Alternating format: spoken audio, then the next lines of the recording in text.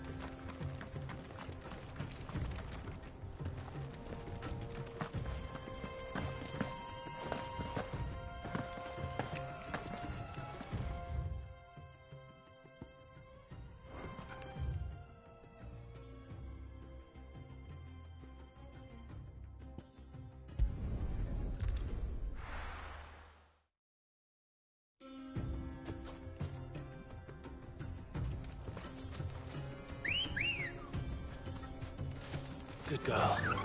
Fly, Ambrosia.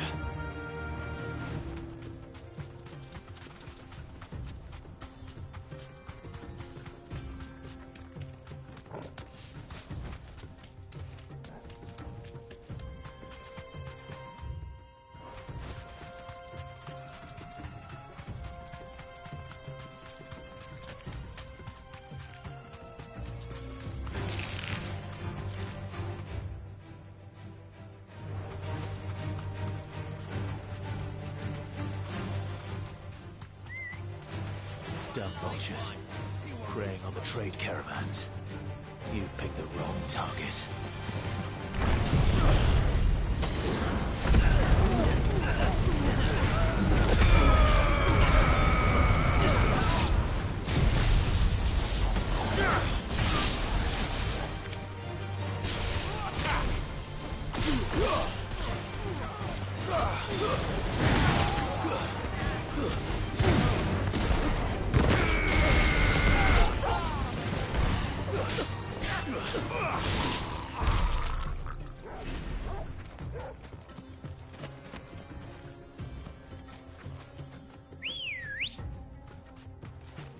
Let's go. Faster!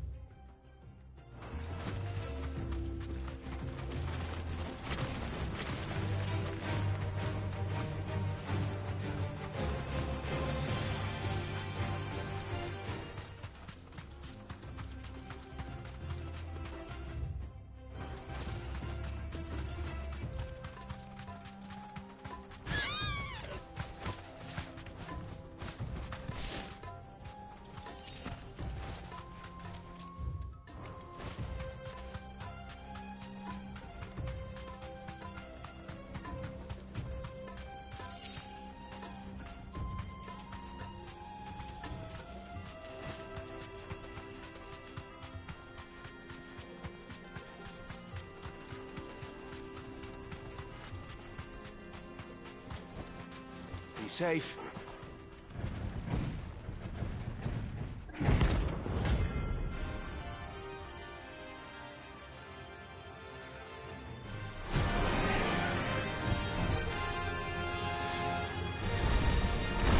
Well, Clive.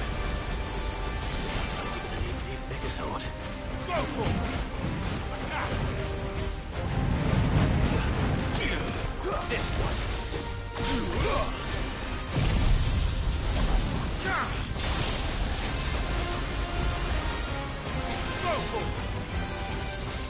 Over here!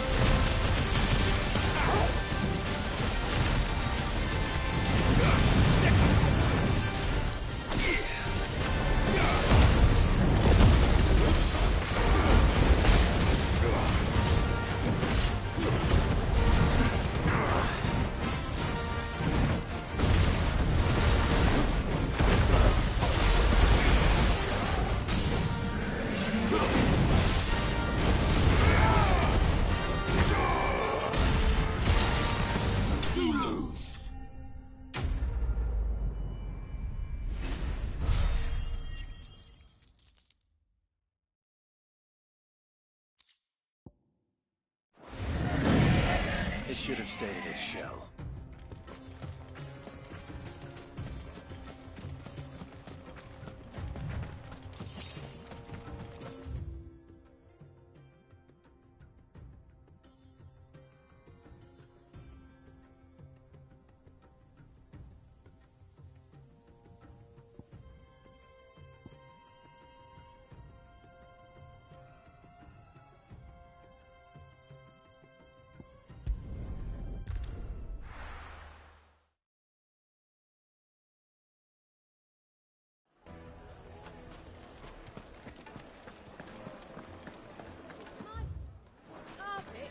Now, Dusan, I know you're keen, but... Oh, where's all Made from the stoutest stoneware.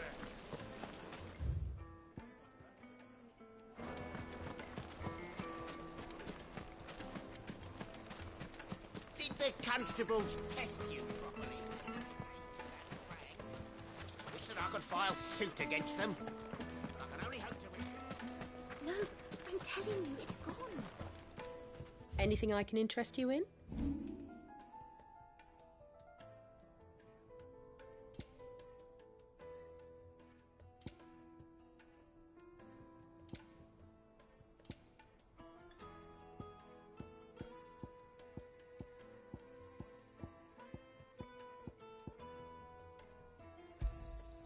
Thank you kindly. Anything else I can take off your hands? Pleasure trading with you. Thank you for your custom.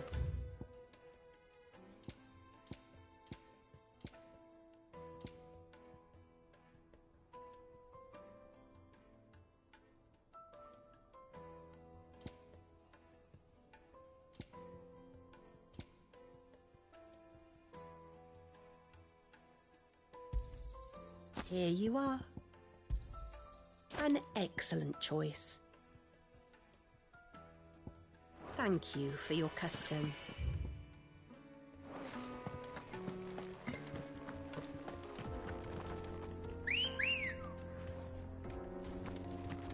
Come on.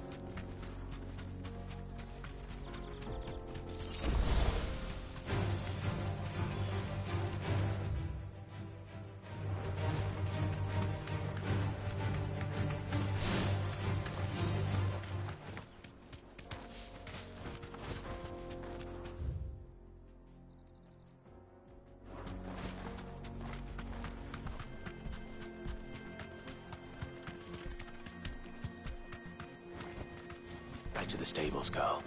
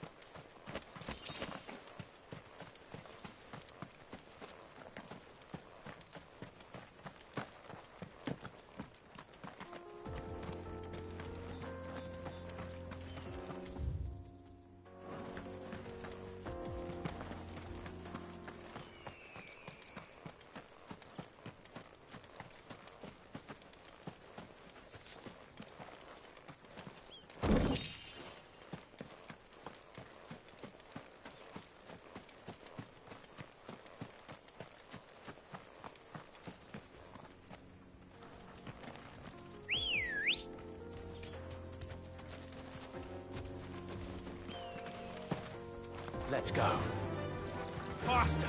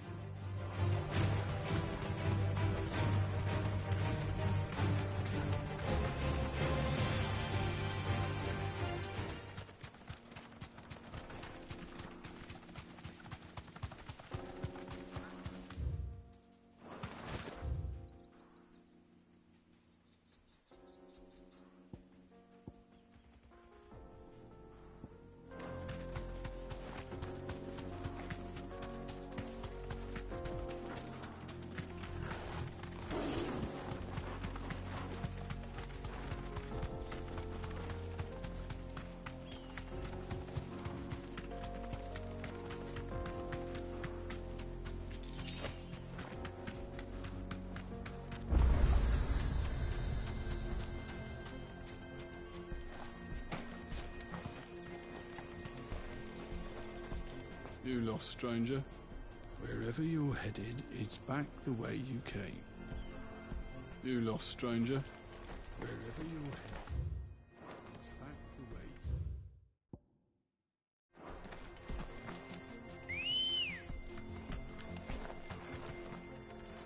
Good girl. Yeah!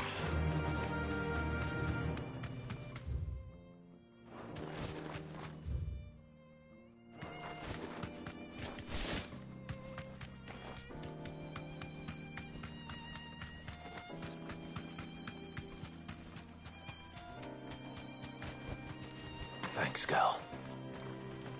The road is closed. Turn back.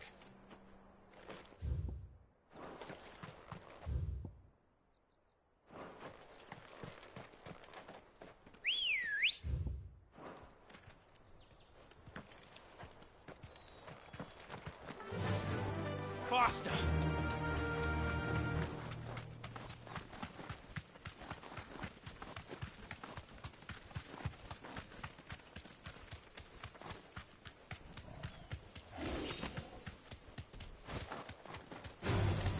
This won't be easy.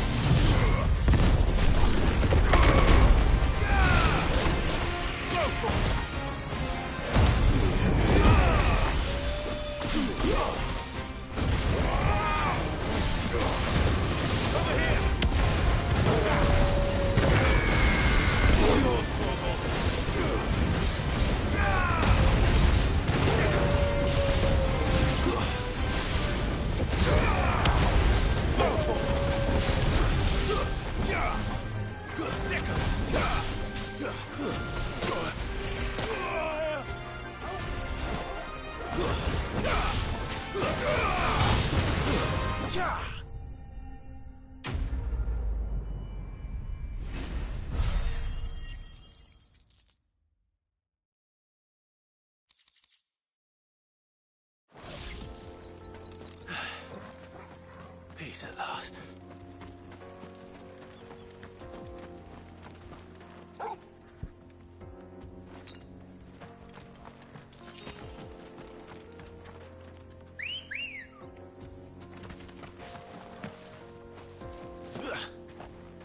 Ready, go?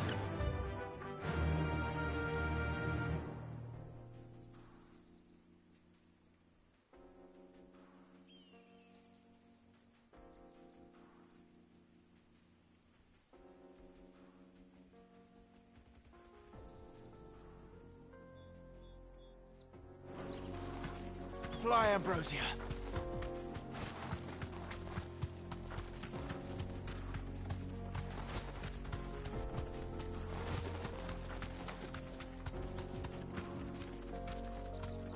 Straight home now.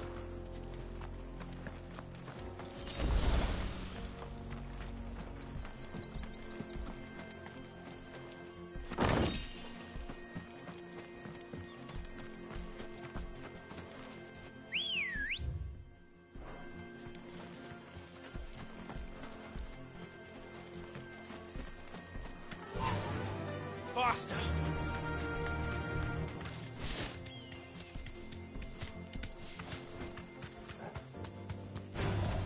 No holding back.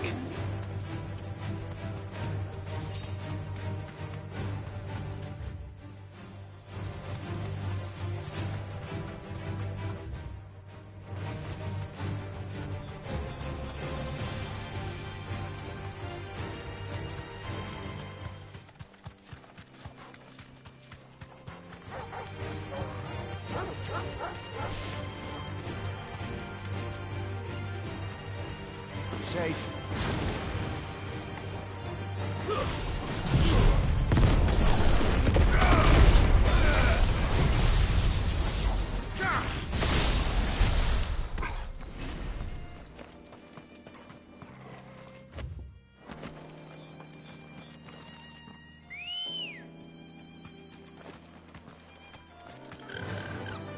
Run like the wind.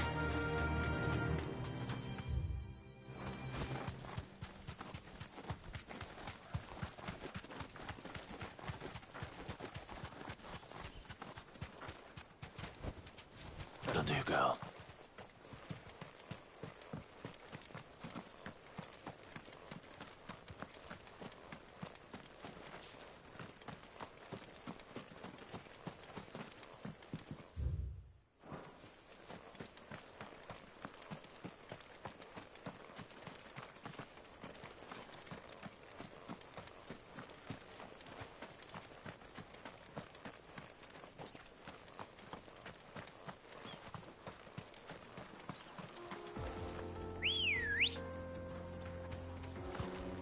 Come on.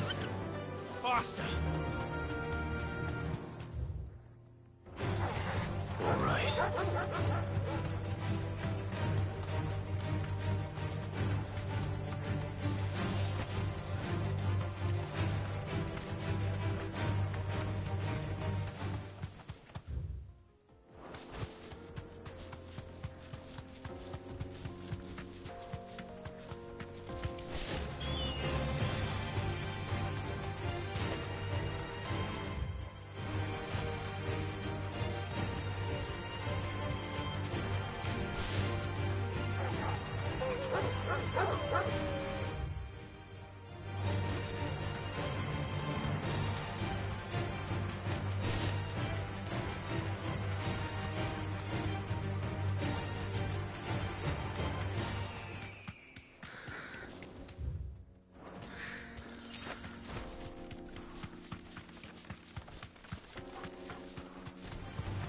No mistakes.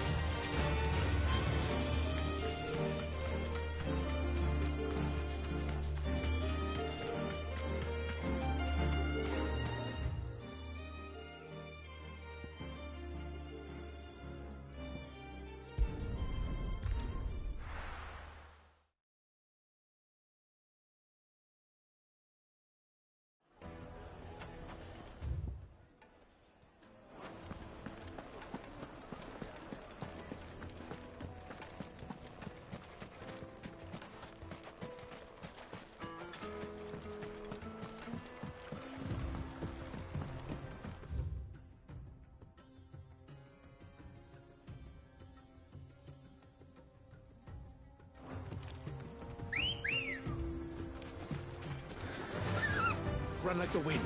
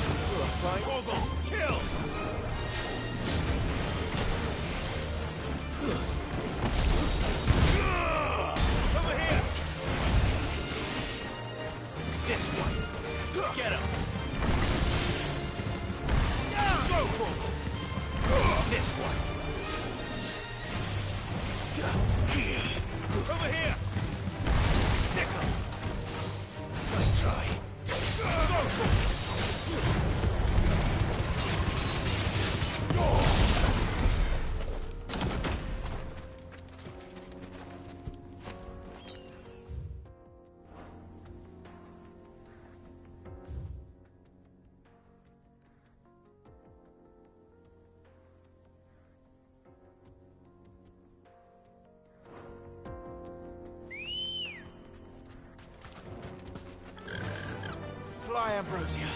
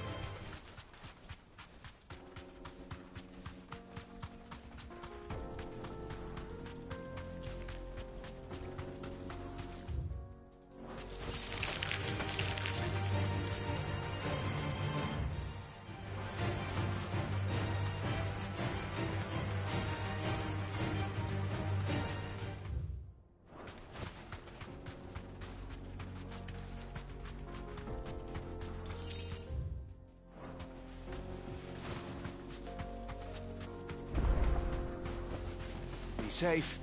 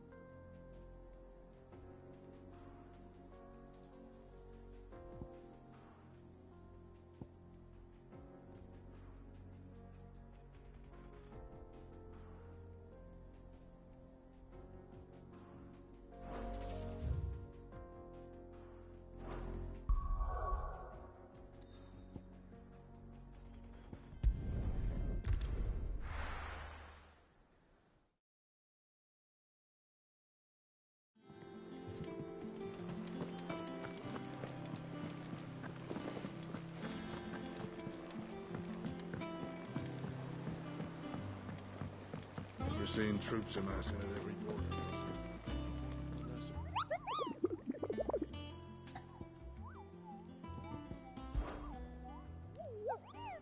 You mean the Iron Kingdom?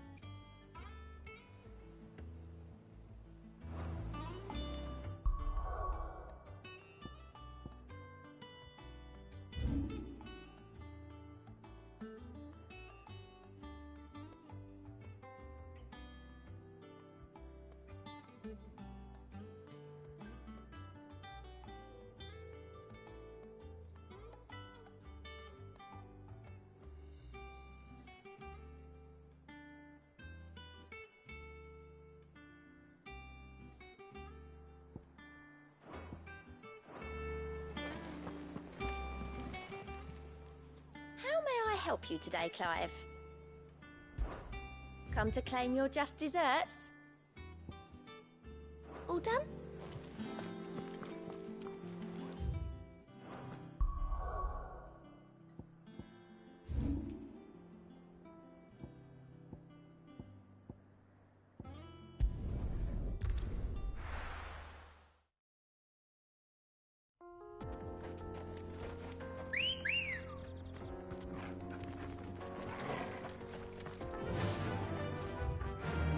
Run like the wind.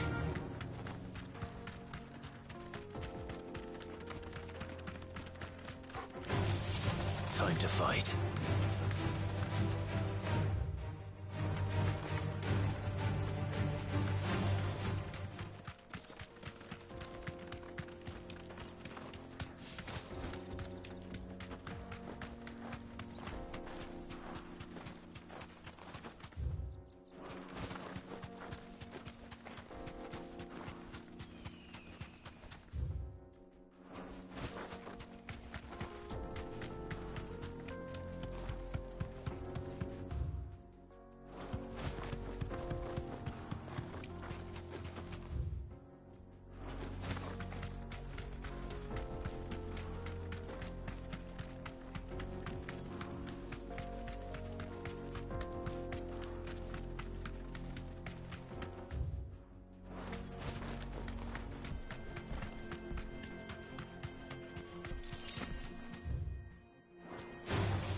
Don't get surrounded.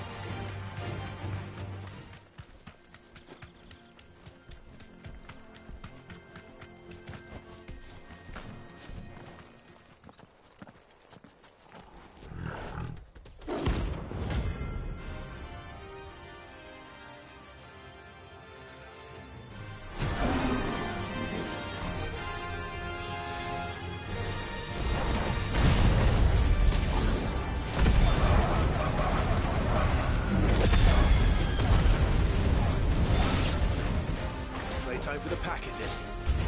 Let me introduce you to mine.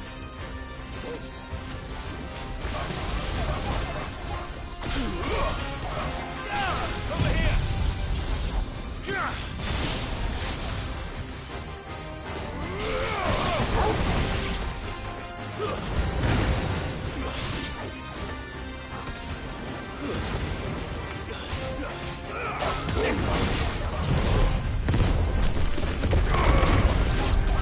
This one.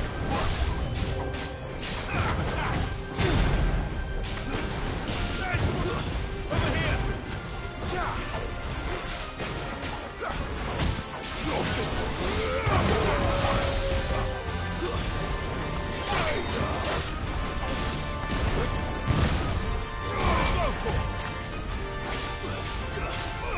Get him!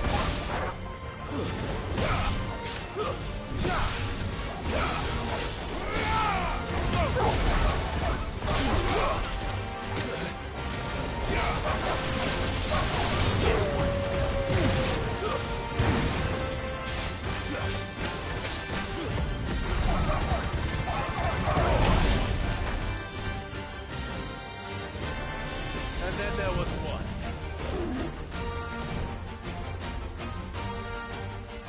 Now, Torgal!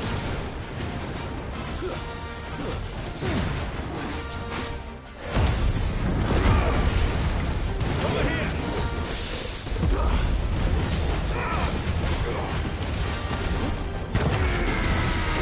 Now, Torgal!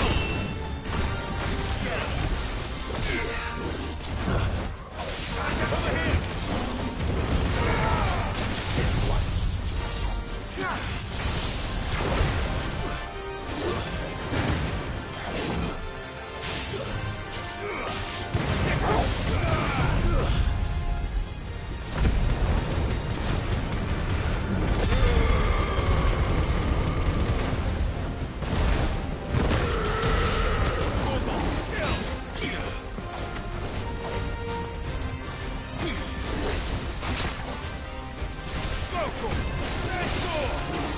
Get him!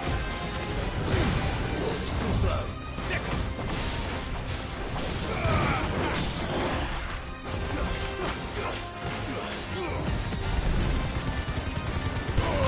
All yours, Torgal. And another! Sick him! Get him! Attack! Get him!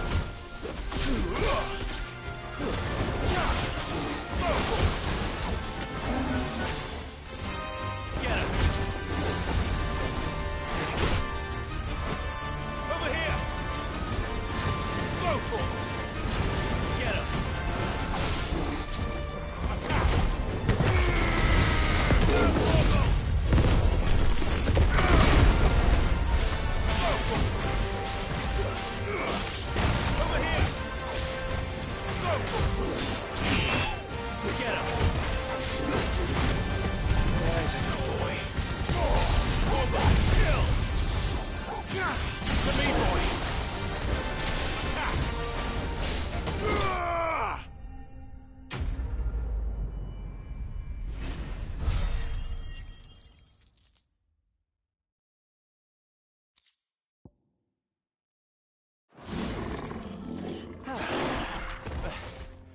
That wasn't too bad, was it, Torgal?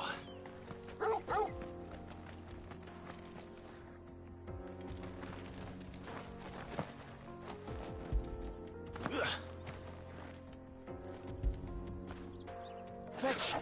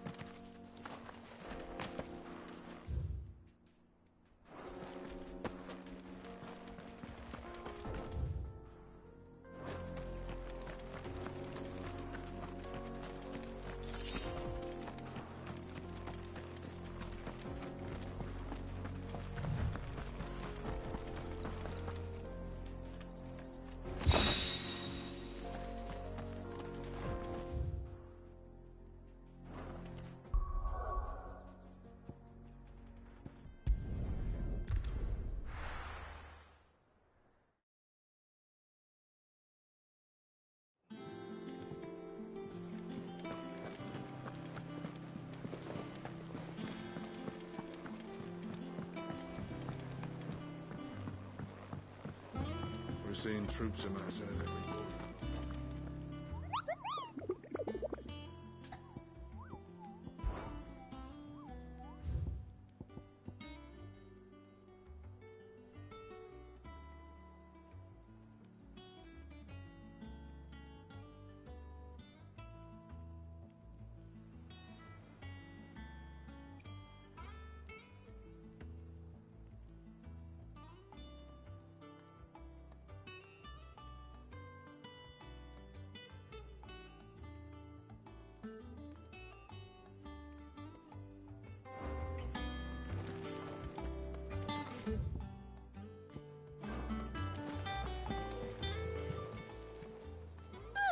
I wasn't expecting you back so soon. All done?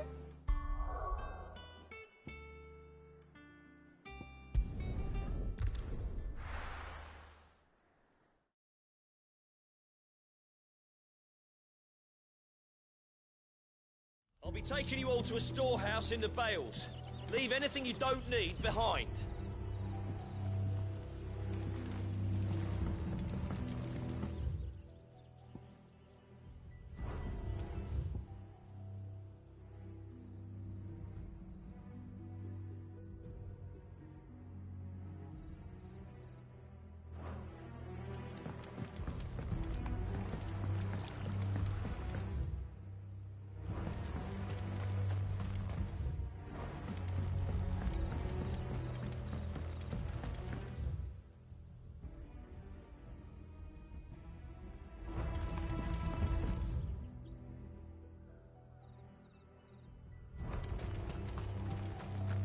If you're ready, we'll leave at once.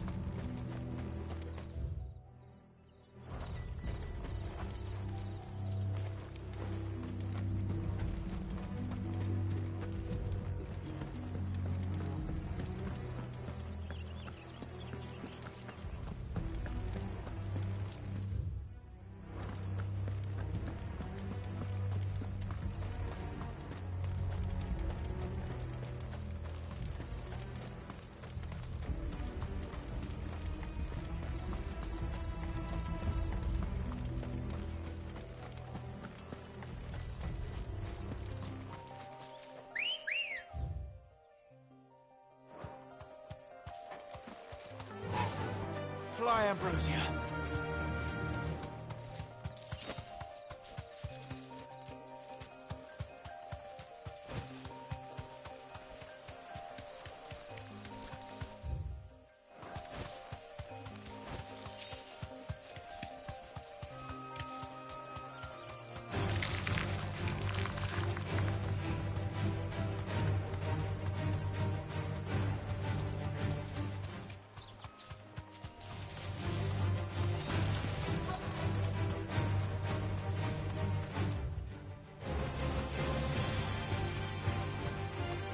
Thanks, Cal.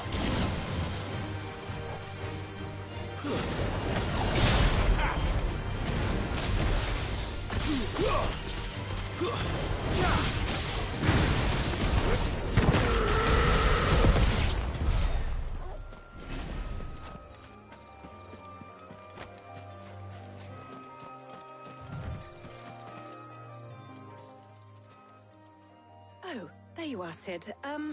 Thanks so much for coming. The, ruins are just over there, as is the creature I told you about, I'd imagine.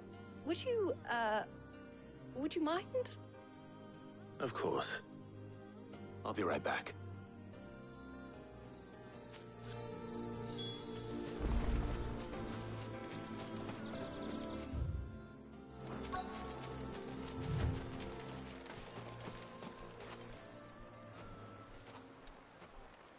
Anybody home?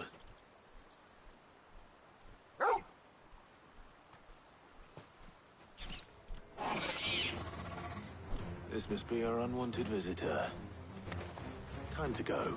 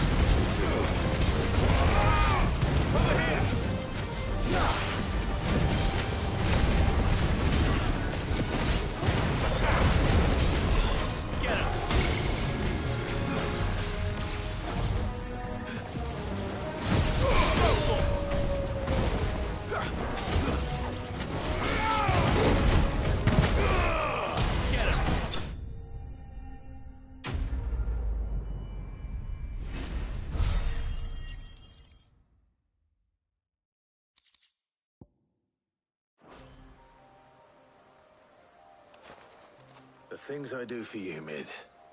Sid! Oh, thank goodness you're safe. You shouldn't have any trouble now. Indeed. Well, don't let us keep you. We'll, see that everything is transported safely back to the hideaway. All right. I'll let Mid know you're on your way.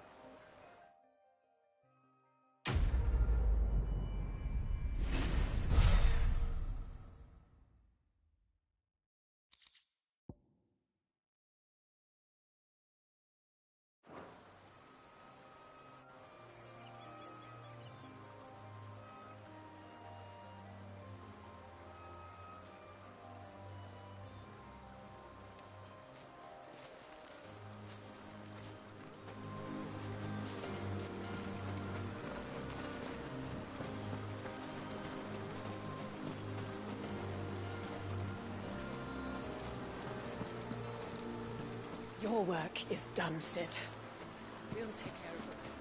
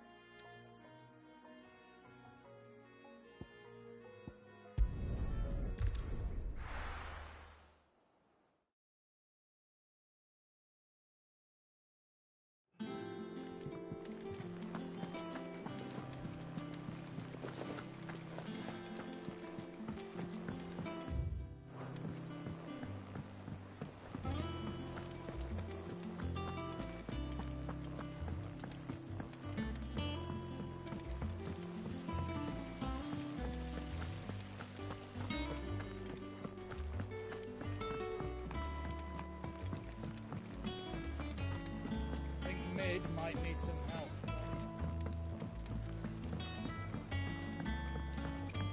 If I don't come up with something soon. Mid. Helena has recovered the material for the helm. She'll be along shortly. Excellent. Another job well done. And just one remaining. Right. Right, the shielding. This one's a bit of a bugger. How so? The plating's enough to stop the engines going pop, but those things will still be spitting out enough fire to set the rest of the ship ablaze. Which is why you need proper shielding. A prism for the dragon's breath that's blazing away inside. I thought a triple thick layer of tempered steel might do it. Or more of the stuff that the Fallen use, but they'd both be too heavy. The helm and the plating are bulky enough as it is. Add any more weight and the whole ship would be at the bottom of the briny before we'd even started. I need something light. But I've racked my brains and I just can't think what would do it. Well, if I were in need of obscure knowledge, I know whose counsel I would seek. Harpocrates. Tomes? Yeah, well, I'd thought of that, obviously. I've got all the details written down here. Can you take this to him, see what he makes of it? Right away.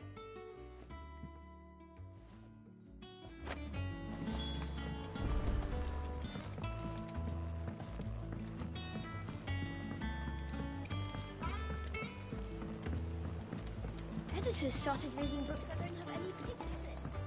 Mid hasn't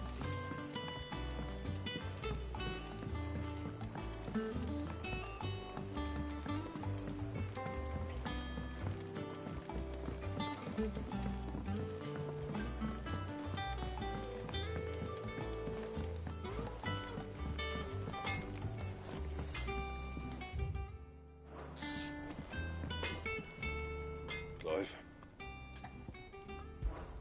So, what'll it be?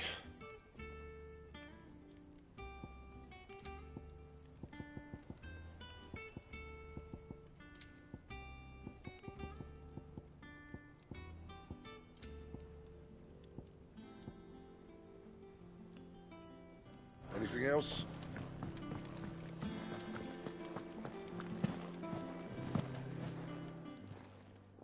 And what can I do for you? Go on then.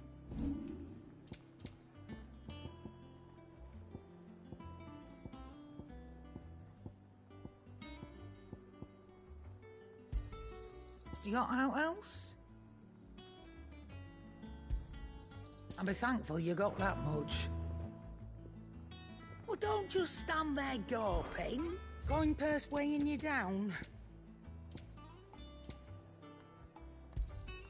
It'd better all be here. You're rubbing me blind, you know. Thanks to Sid.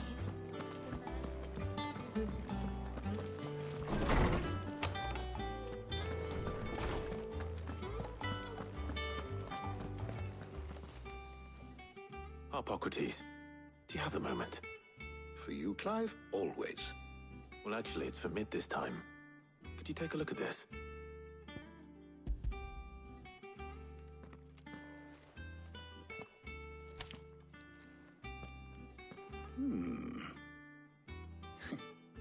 Shielding for a mithril engine?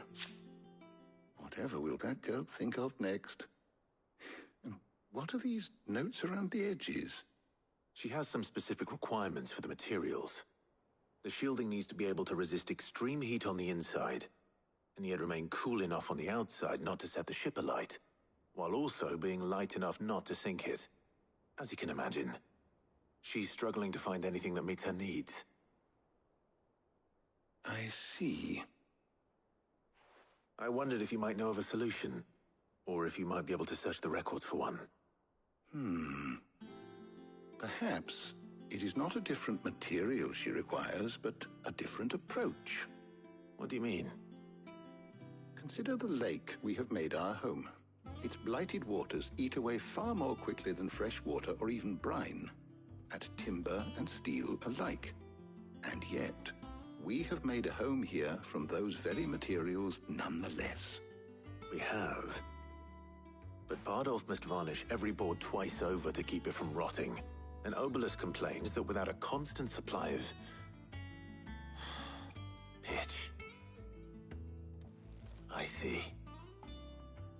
Early Gregorian histories speak of a preparation known as moon dew. It is said to be able to resist even the most ferocious flames. Before the dragoons tamed the worms and wyverns of the realm, nobles would daub their castle walls with it in order to guard against dragonfire. So if we could recreate it... It might be applied to some material or other in order to provide the protection Mid requires. As to how best to apply it and to what material, perhaps Bardolph and Obelus might be of assistance. I shall speak to them and see what wisdom they might have to offer. If you would be so kind as to procure the necessary ingredients, I shall discuss the specifics of how it might be most effectively put to use with our two friends. The knowledge of the past may yet prove useful to we of the modern era.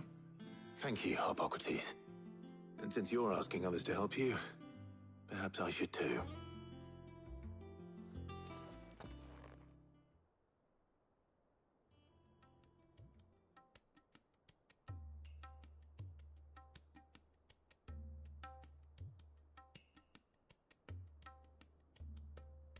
So you need a hand, do you? We do. I'll be heading to market for the ingredients we need. I could do with some help. And some company, too. The other can assist me in researching how best to prepare the shielding itself. Can we count on your aid? Always. Well, if Jill's game. Thank you. I am sure either of these fine young minds would prove indispensable in my research. I leave the decision as to who will go with whom in your capable hands, Clive.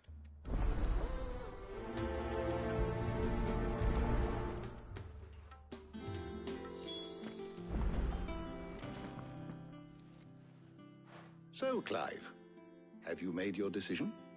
Who will accompany you on your little excursion?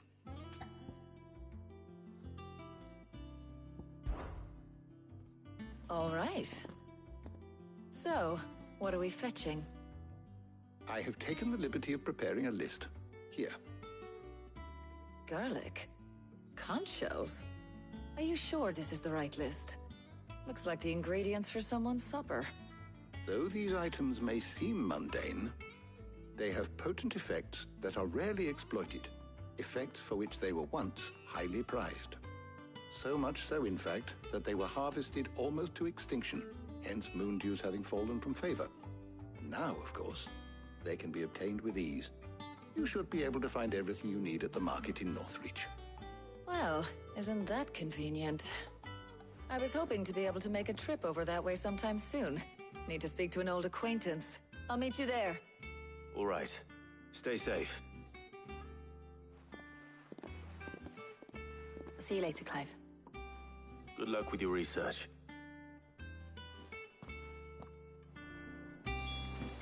Harpocrates and I'll look after things here. You head over to Northreach.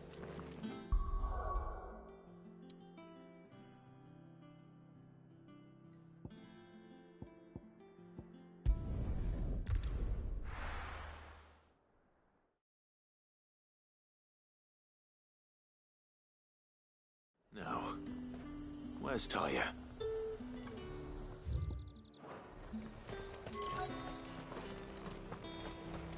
Keep them pilgers nice and chilled. Need to stock up on I won't these. have use. There you are, Talia. Ah, and there you are. We shouldn't have any problems finding what we need in a place like this. But if time is of the essence, perhaps we should split up. Take a few items each. All right. What shall I look for? Let's see now. Why don't you take the garlic and the pepio nuts? Meet me by the gate when you've got them.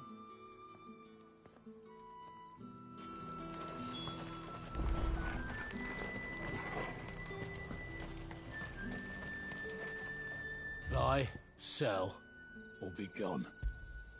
And There's talk.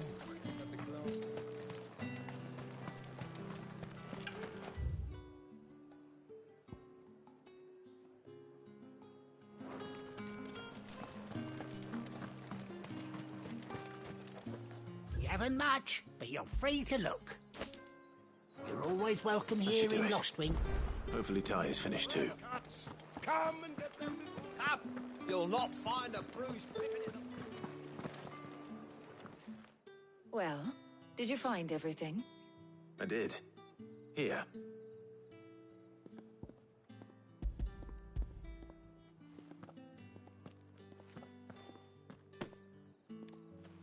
Garlic and pepio nuts. Job done. We should get this back to Tomes then. He'll be waiting.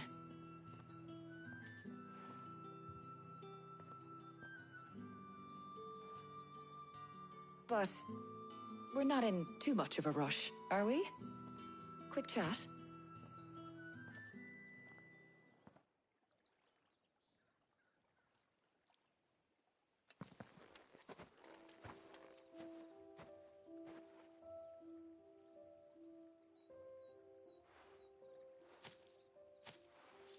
Do you know, I think this is the very first time we've been out on an errand together. I think you might be right. In all the years since you and that scowl of yours first appeared, you haven't invited me out once. For shame. Well, it seemed long overdue. And you did say you had some shopping to do. I was hoping to restock my supplies of herbs and liniment, yes. You and Jill alone burned through them like wildfire. No luck, though. My usual supplier's not here, and I refuse to pay the prices these gougers charge. I'll ask Karen when we get back. What is it? Oh, just memories. I came here with Sid once, shopping for supplies, just like today. And just like today, I came away empty-handed. Sid even said he'd speak to Karen for me when we got back. Has it really been 5 years? I remember it as if it was yesterday. Hold on. Does that mean it's been 5 years since we met? Feels a lot longer. It does. In a good way, of course. Thank you, Taya. For what? For everything. I just want you to know that all you've done for us, all you still do, it's appreciated. Do you think I'd stick around if I thought it wasn't? But in the spirit of sharing and caring, You're appreciated too. By all of us.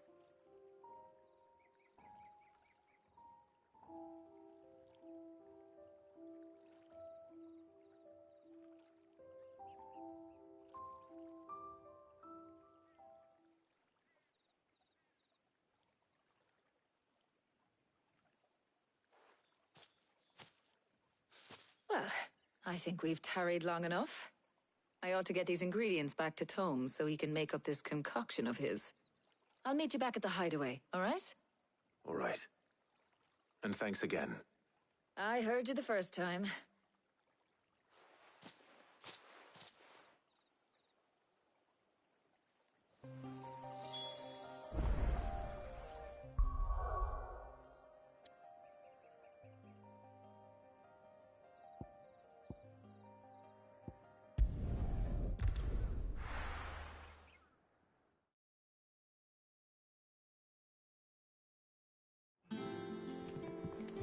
I wonder how Hippocrates is getting on with the Moondew.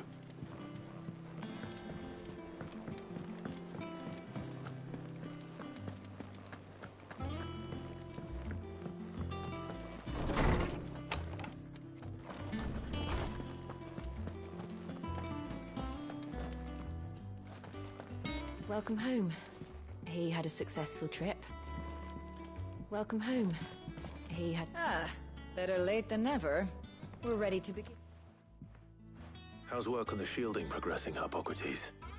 Well, very well indeed. And thanks in no small part to your kind assistance. I was just explaining to Tarja how we might best go about preparing the Moondew. And now that we have all the ingredients, we may begin. You can count on me. I've mixed more than a few mysterious concoctions in my time. I'm sure you have. What about the shielding itself? Work is underway, under the watchful eyes of Bardolph and Obolus. Apparently, it'll be ready soon. Thank you. All of you. Right then. Jill, would you join me in the infirmary? Many hands make light work and all that. Of course.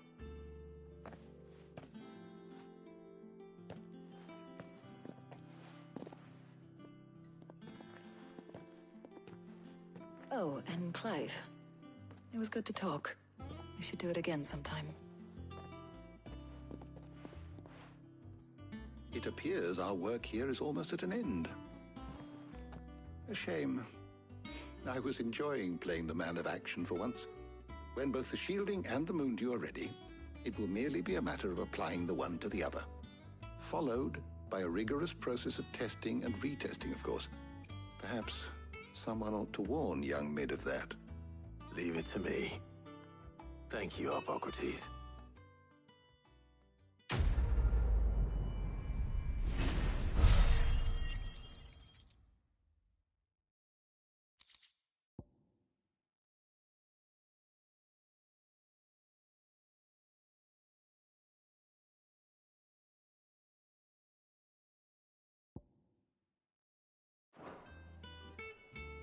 Well, I better go and give Mid the good news then.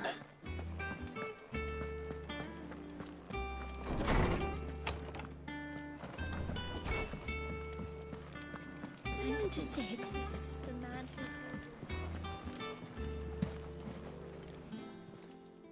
Well, don't just stand there gawping.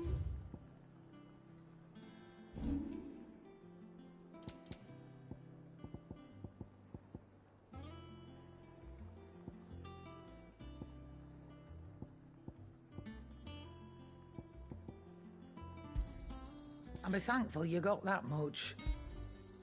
I reckon I can find a buyer. Back, are ya? What's Sancfordian, dear?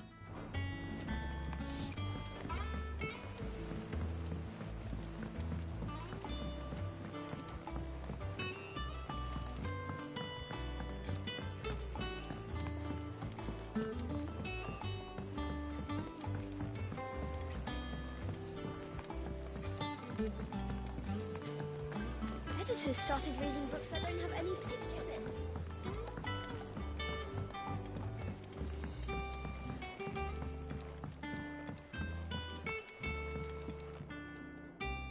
Sorry to keep you waiting, Mid. But you'll be pleased to know that work on the shielding is underway. You found something for it? In a manner of speaking, Harpocrates knew of a substance that's highly resistant to heat. A coating that should provide the protection you need. He's supervising the construction and testing of the shielding as we speak. Brilliant! I knew you wouldn't let me down. Don't thank me. I'm just the errand boy. Right then, better start working out how to bolt all these bits together. To the Black Hammer!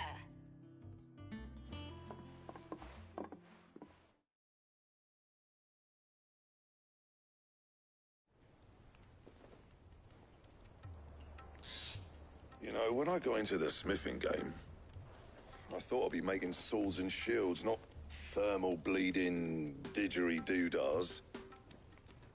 Displacement stacks. Same difference. Whatever you call it, I ain't putting it together in here. It's cramped enough as it is. Let's take this outside. Mid, you get all the parts lined up on the deck. I'll take care of the rest. On my way!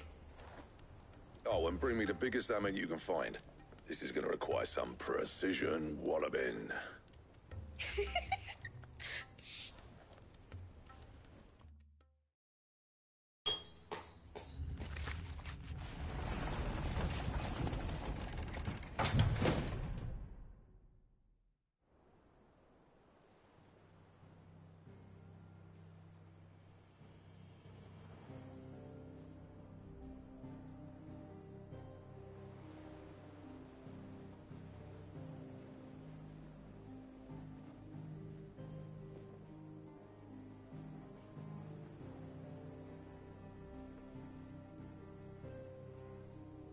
It's finished! It's finally finished!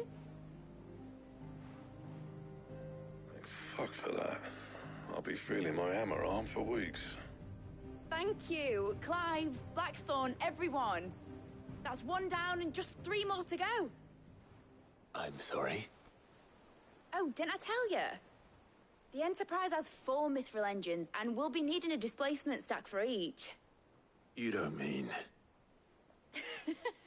Don't worry. Now they've got a finished one to work off, my gang in Canva can build the rest. Good luck to them, I say. Right, I'm off to get a sling for this elbow. Any other work comes in, keep it to yourselves, eh?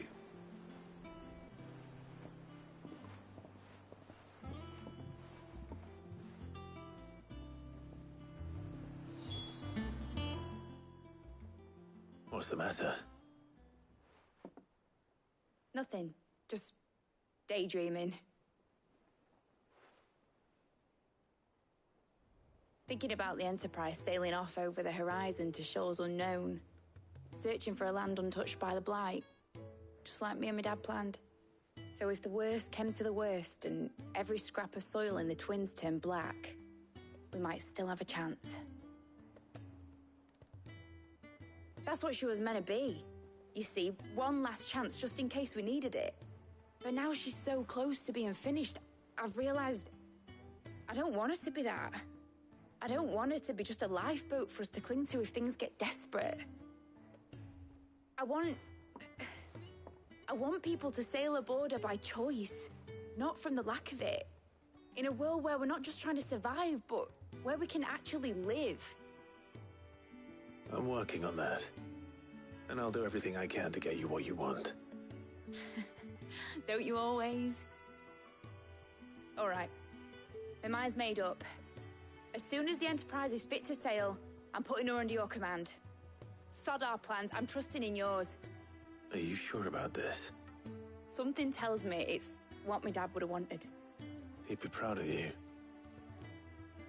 You were gonna visit his grave, weren't you? I was. And you can come too now that your little project is finished. Right. There's just one thing I need to finish up first. Won't be a mo. All right. I'll let Otto know you're coming. Meet us in the mess when you're ready. Aye, aye, Captain.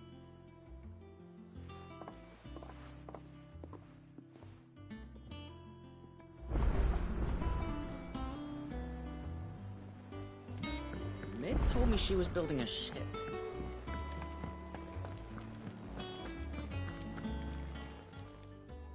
Oh, I wasn't expecting you back so soon. Your benefactors are a generous lot. You earned this. Come again. I may have more for you. How are you doing? Quick look. Think you can help?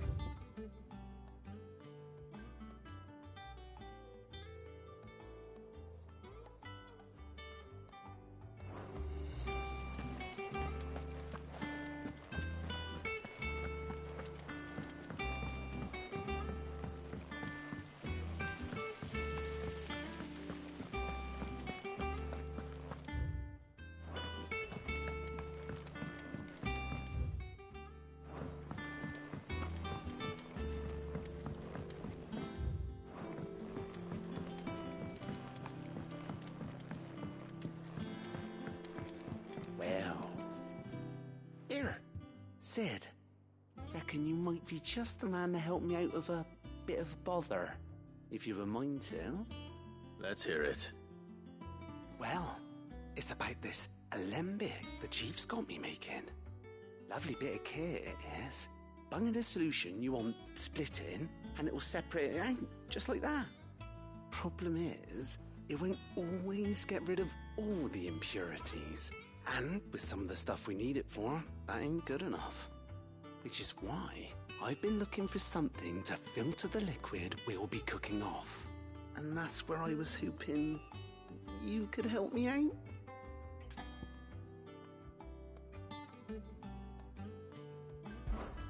I imagine Ty could get some use out of this alembic too. Distilling medicines and the like. All right. Why not? Proper job! So what exactly do you need for this filter? Nothing but bomb ash'll do, says the chief. Gave me a sample she'd obtained from the university stores. Couldn't believe my eyes. You pour the blackest blight water through it, and it comes out clear as a mountain stream. So, I did a bit of reading about where I might be able to get hold of some. And do you know what I found out? It's only the blimmin' bones of a bomb king. They leave them behind when they die, see? I take it that's where I come in. If you wouldn't mind. I saw a billet on the hunt board for one just the other day. Would have gone myself, but, well, fighting dirty great balls of flame ain't exactly my forte. You, on the other hand... All right. I'll see what I can do. Thank you kindly. And good hunting, eh?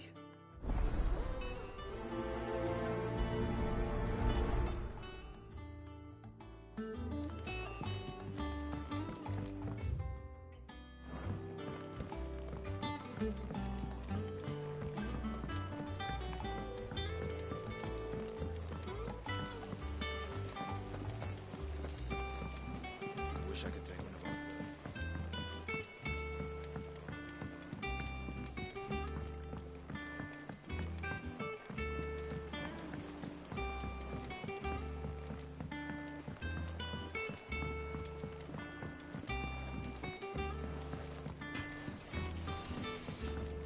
He cracked the crystal too?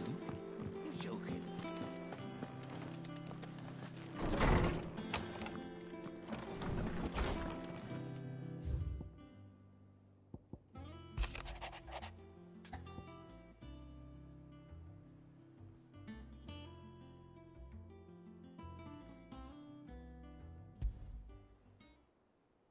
Trouble with the ledgers. Shouldn't he be asking Otto for help?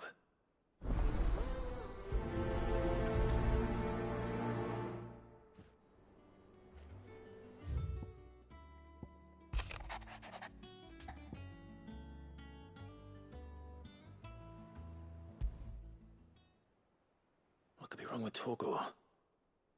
He seemed well enough when I last saw him.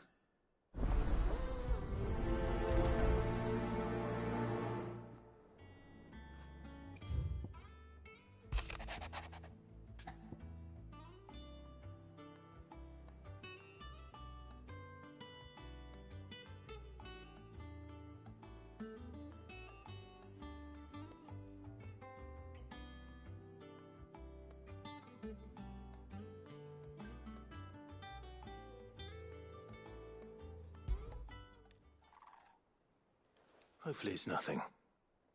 But I should speak to Blackthorn just in case.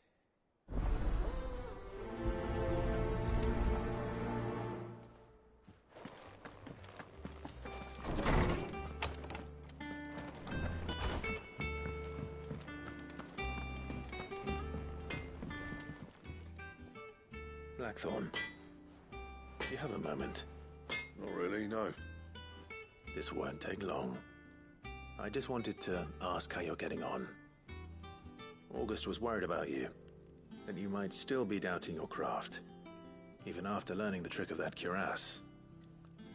Is there something else weighing on your mind? Perhaps sharing your thoughts might help. That bastard's like a dog with a bone. Still, he's got a keen eye, I'll give him that. He's just, well, Karen showed me something. Something I've never seen before. And that was? A sword. An odd-looking thing with a single-edged blade. The metal itself wasn't anything to write home about, but fuck me, the edge on it. You could slice a man clean in two with a weapon like that, and he'd be halfway home before he even realised he'd been cut. So that's what's troubling you? No. Not troubling me exactly. More distracting. Can't stop thinking, how do you get an edge that sharp? It's driving me mad. And if you knew how to do it, we could arm the curse breakers with even better blades. That's about the size of it, yeah. I'll see what I can find out. Sharper swords are always welcome. And we can't have our master blacksmith being distracted. You're a soft touch, you know that. But I can't say I'm not grateful for it. Good luck, eh? Thank you. Let's see what Karen knows about this sword.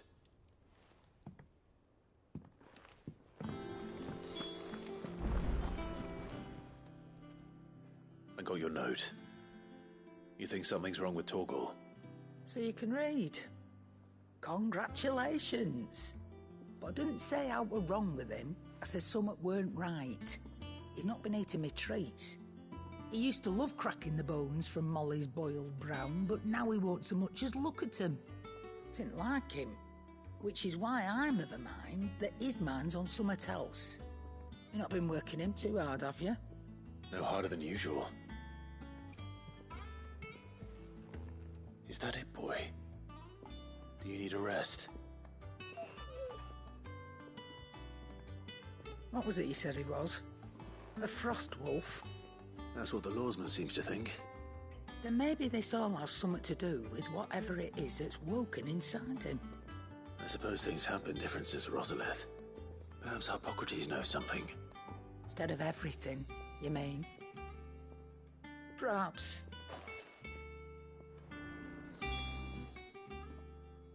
You're looking well, Karen. What do you want?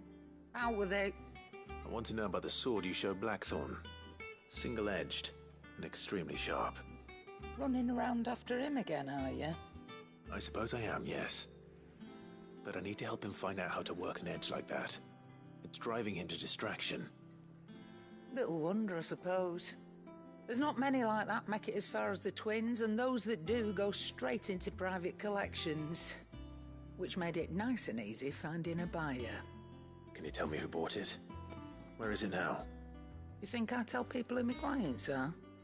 Suppose you're not likely to go nicking him off me, are you now? Fine. If you stop mooning at me like that. Lord Ignac's the man you want. Dalmekian bloke. Collects weapons and the like. And he's got more money than sense, which is why he's one of my favourite clients. Reckon he'll still be at the inn in Dalamil, where I left him. Thank you, Karen. Oh, and he's a touch eccentric, if you take my meaning. I appreciate the warning.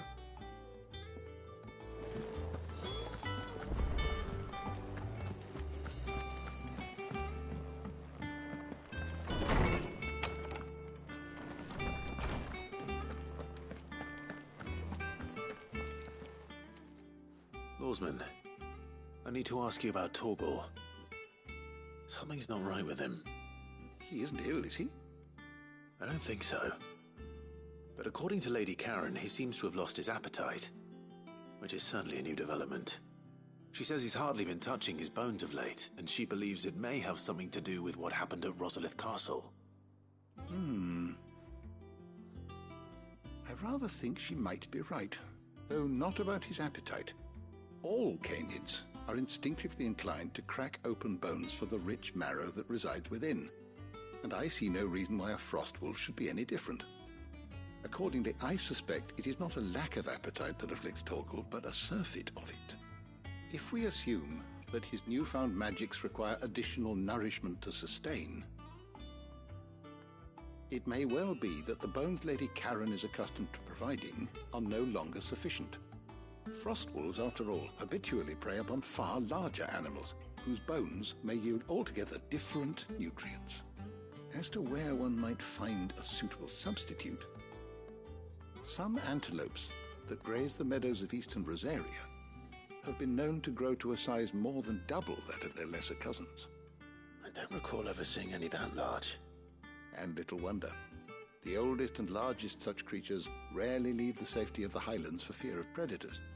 The last elder antelope sighting I recall hearing about took place near Cressida, and that was long before the village was abandoned. Even so, it seems like a good place to start. Good hunting, Clive.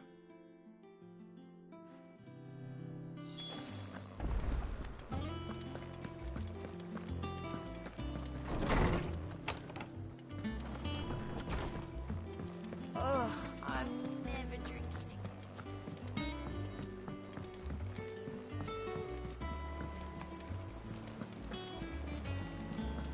Is that the thing Tomes helped to do? Mid told me she was building a ship.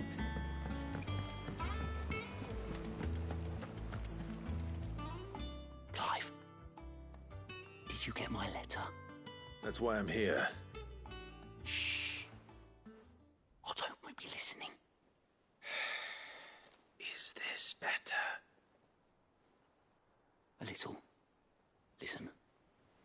I've some bad news.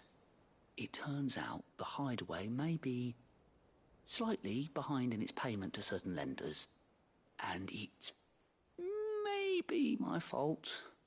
But I swear to the goddess, I thought I had the numbers square. Sadly, that square turned out to be more of a circle. 0, you might say. I can straighten it out, I swear, but it's going to take some time, and I'm going to need help keeping it from Otto. Bit late for that, I'd say. There you are! What a surprise! So let me get this straight. You forget to pay our lenders what they're due, and instead of coming straight to me, you get Clive to come to you. And I hope he'll dig you out of the hole you've dug for yourself. Clive, the man in charge of the place you've been cheerfully trying to bankrupt. And you thought this was a cunning plan. Why? Well, who needs paying? Oh, just Martha. And the dame. And, well, Lady Karen. But only 500 talents. We owe 3 of our most trusted friends 5 million gil. Each. 5 million each. They lent us the bulk of the money we used to rebuild the Hideaway, you see, and, well, I must have made some sort of oversight. Those ledgers were my responsibility, and it was my decision to entrust them to you. This is my fault. Do we have that much to hand? I can always ask my uncle. No, we don't. And no, you won't. We've lightened Lord Rosfield's purse enough. After the king's ransom we had off him, he deserves better than to see our begging bowl. Besides, we'll need to learn to stand on our own if we're gonna make this work. All right. But that doesn't mean you have to shoulder the burden yourself. Is there anything I can do to help? There might be. How'd you fancy taking these to Martha and the dame? Rocks. Rocks, he says. Worth 1,000 talents apiece, these are. A little something Sid and I set aside for when times got lean. And I reckon 15 million in overdue debt probably qualifies. I just hope our associates' eyes are a bit more discerning than yours. I'm sure they will be. Should be me making the rounds, really. But you know how it is with this place. Orders to bark, arses to wipe, and all that. I know. Which is why I don't mind going in your place. Go. Do you know why I only gave Master Clive here 2 star rubies? Because you'd rather Lady Karen killed me. Because I'd rather Lady Karen killed you. Yes. Well, I suppose this is goodbye then. Don't worry. I'm sure Karen will understand. Really? Do you think so? No, I don't.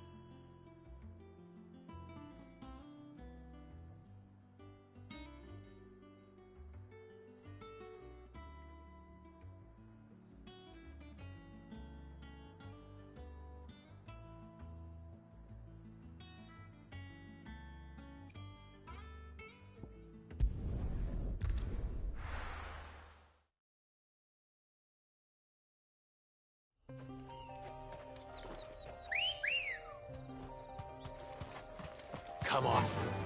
Fly, Ambrosia.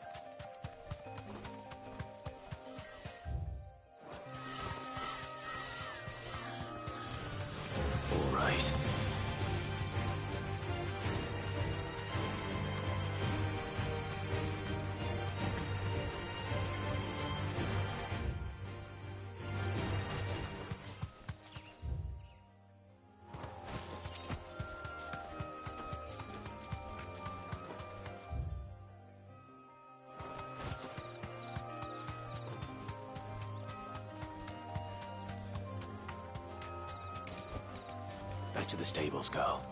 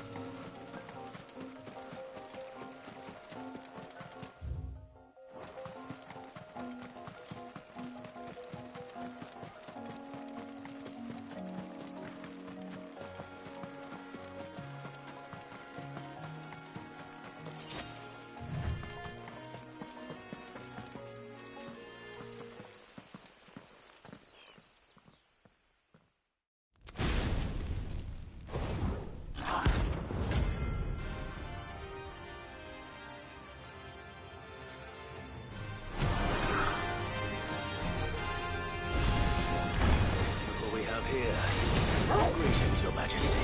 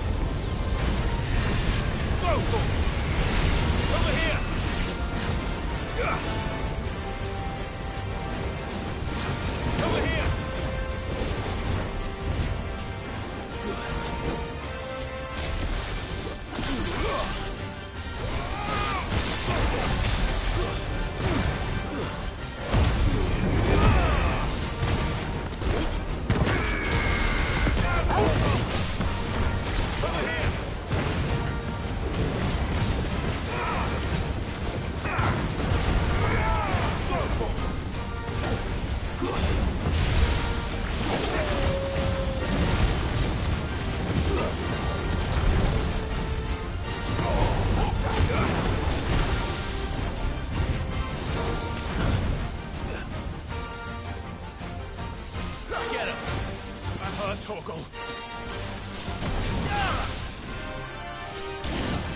Over here! Get him! Stick him! This one!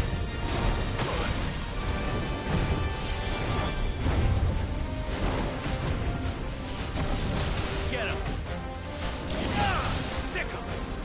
To me, boy! You're a fine hound.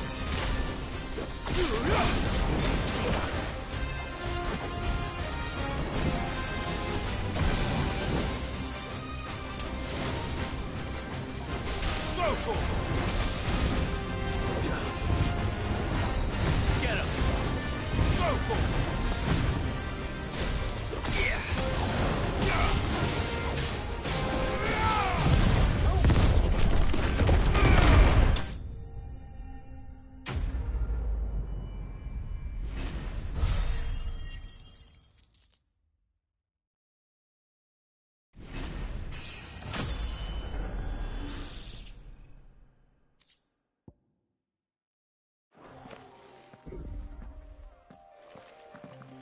Your reign is over.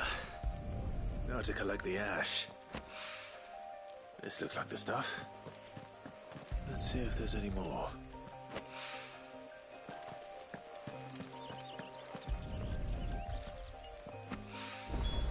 That should do it.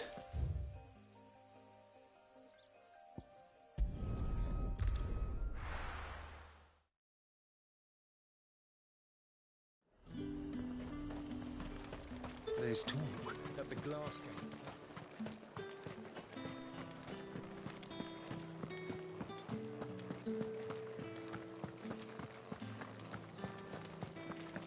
Did you hear? The gates to heaven. I want to see. What am I going to do without Sweetwater and Olive Talk? Milady, I come bearing gifts. Gifts? Whatever is the occasion.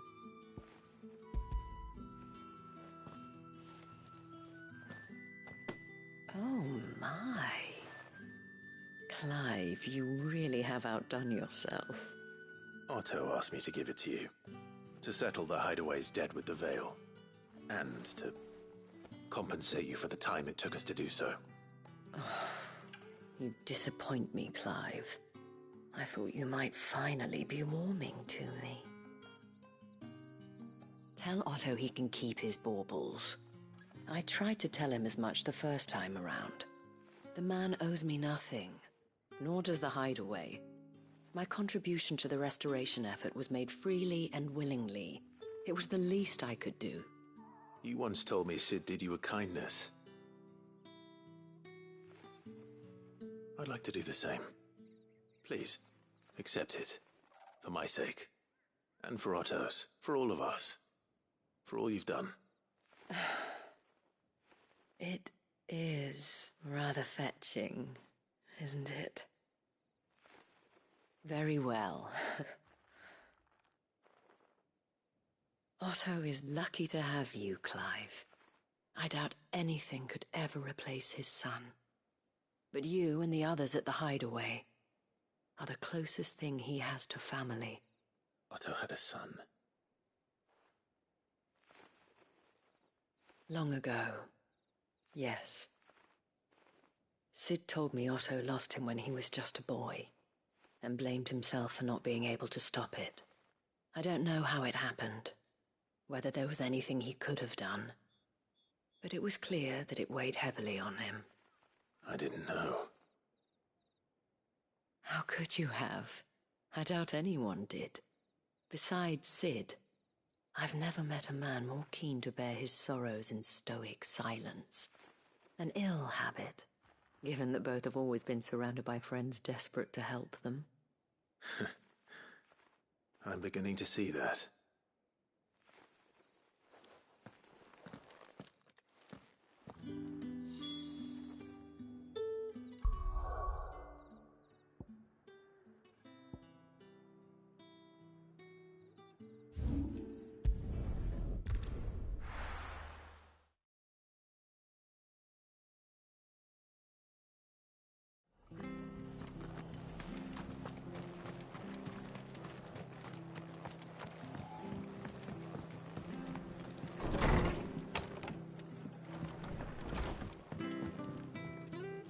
Clive, we weren't expecting you.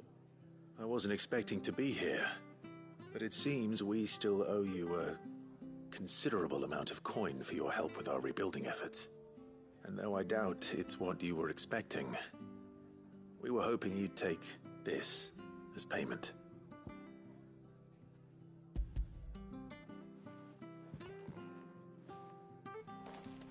A star, Ruby. I can't accept this. It's worth at least twice what you owe me. More if you can find yourself the right buyer.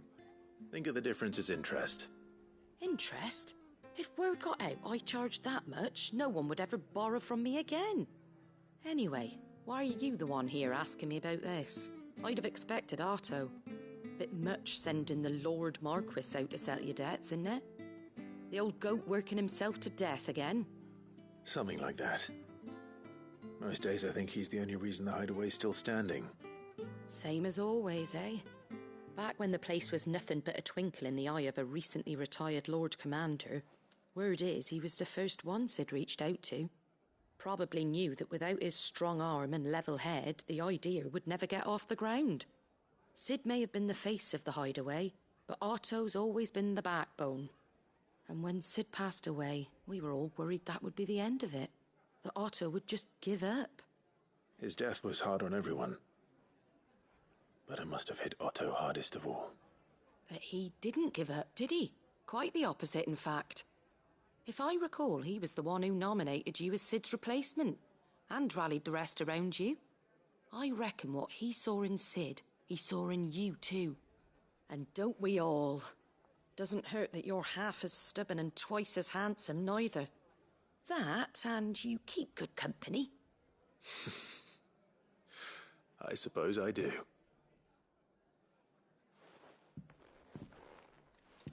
Goat will want to know the stones were delivered, if he's still with us.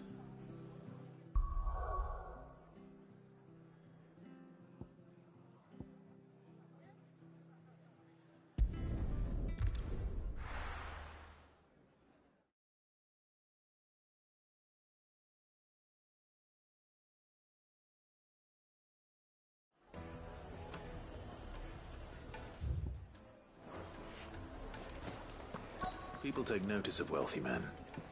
Shouldn't be too hard to track down Karen's collector. Gone. The whole Mother Christmas gone.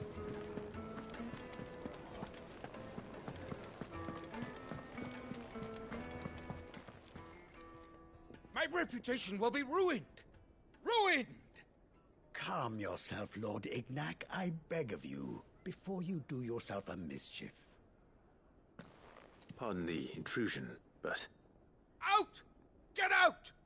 I paid for these rooms so I wouldn't be disturbed. Leave me be!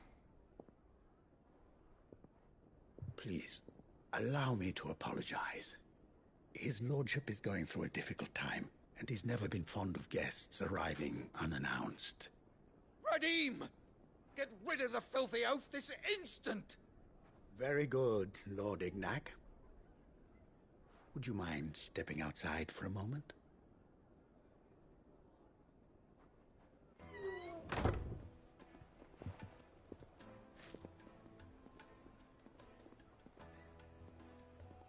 I'm sorry if I've caused you any trouble. That? Oh, no. That's just how his lordship is. Though the morning's events have left him somewhat fractious. He has been dispossessed of his luggage, you see. The thieves also made away with a considerable amount of coin. Coin the innkeeper will soon be keen to collect. I don't suppose a certain blade was among the stolen items. A single-edged sword. It was purchased from a merchant friend of mine. Ah, you know Lady Karen. Yes, I'm afraid it was. Then I'll retrieve Lord Ignac's luggage. But I have one condition.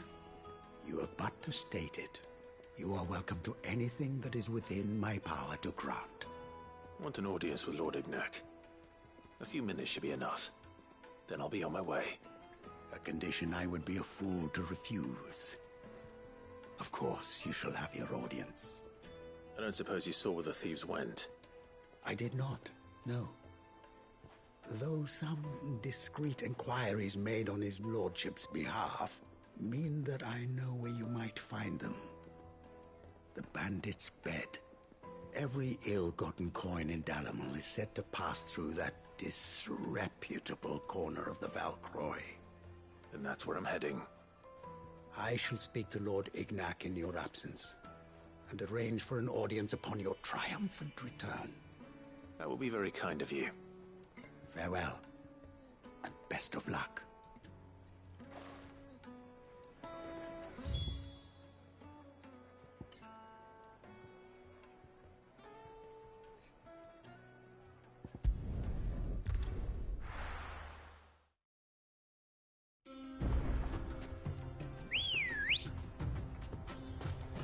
Ready, go?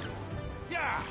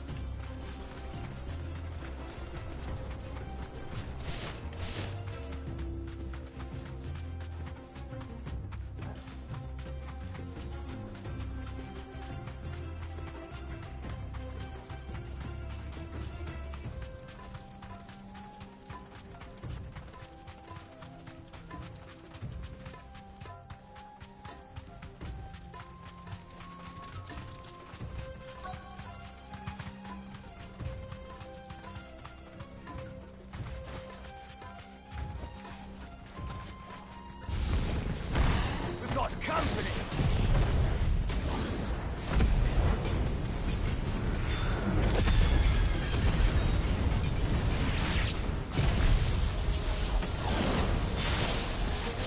Come on, lads, let's tear the bastard's head off! Yeah! Get him!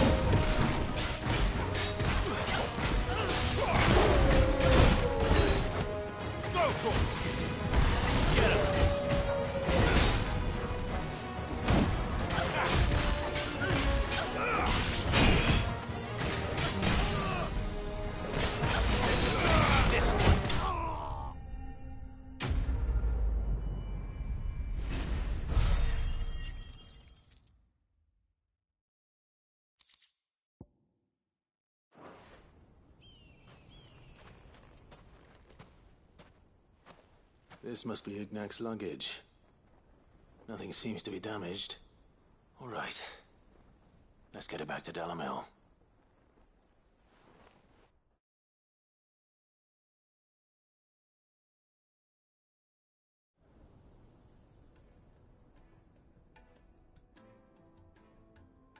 I hear I have you to thank for the return of my effects. What shall I call you, my good man? Wyvern. Glad to make your acquaintance. A formidable name indeed. Well, Wyvern, I appear to be in your debt. Redeem here tells me you wished for an audience. Is that all? A few moments of your time should suffice, yes. You're a peculiar fellow, Wyvern. All right, speak. Master Wyvern was wondering if you could tell him about a certain single-edged sword you recently acquired. Oh, a true work of art, that one. Karen drove me hard on the price, but I would have sold her Radim here to get my hands on that sword. It was made in the Outer Isles, far beyond the Twins, and is used exclusively by the practitioners of a unique school of swordsmanship. They believe no combat should ever exceed a single strike, and hone their blades to such perfection that none ever does. Each sword is made for that one perfect stroke, and for that stroke only, they crack upon a second blow. There's a brutal sort of beauty to it, really. But how do they hone such an edge? Fine question. Why, they use a whetstone, of course. Whetstones, rather. A whole array of them, ranging from the coarse to the fine. 10,000 licks with the sharpening stone, then 10,000 more. But it is the final stone which lends the blade its legendary sharpness. A mineral quite foreign to this great realm of ours. And that is the key. The secret ingredient. Wyvern, it occurs to me that my little lecture is hardly equal to services rendered. Take this, together with my regards. The very stone of which I spoke, far rarer among collectors than even the blade itself, and a far more fitting payment. Thank you. Pardon the intrusion, my lordship. However, it is long past time we prepared ourselves to depart. So it is. I am locked in bitter competition with a rival collector of curiosities. I am one step ahead of the unscrupulous scoundrel, but he is hard at my heels. Are there many other collectors out there? Too many to count, but only one do I consider my nemesis. Lord Byron Rosfield, and is a perennial thorn in my side. I can imagine. Farewell, Wyvern. May our paths cross again. Radim, we mustn't dawdle.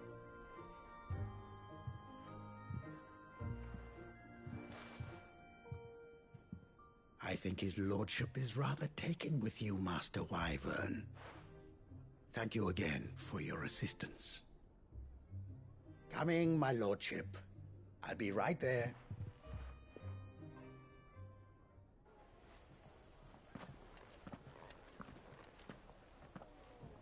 Trust Uncle Byron to find such an interesting rival. Now, let's see what Blackthorn makes of this whetstone, shall we?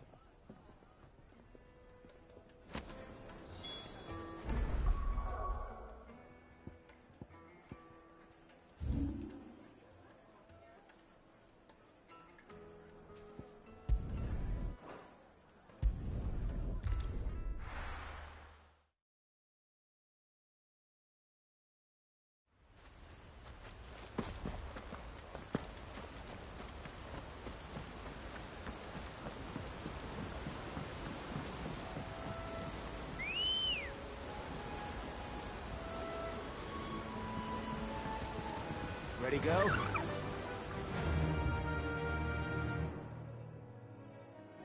Faster!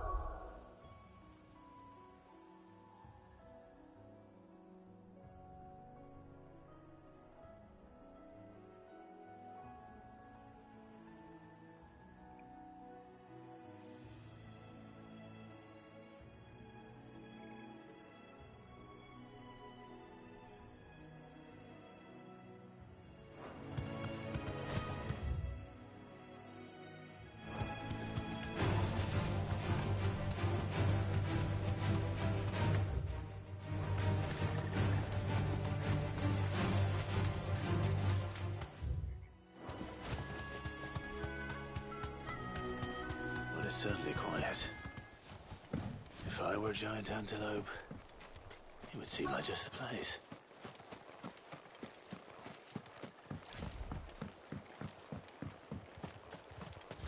Doubt we'll find one bigger than that. You hungry, Torgal?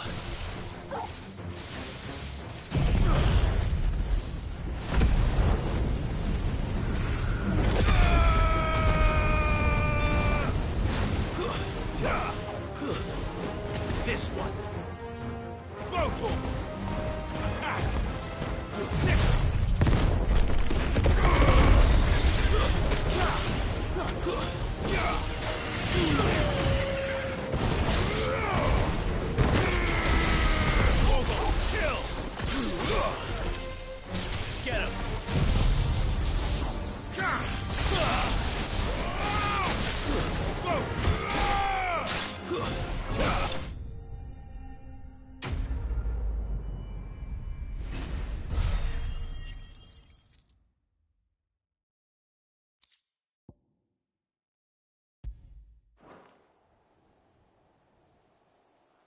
Now,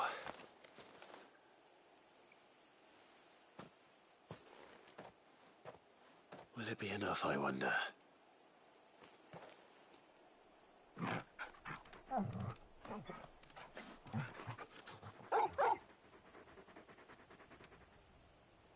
I say that answers my question, which means we owe the lawsman our thanks. You're just a big puppy, aren't you? A very big puppy.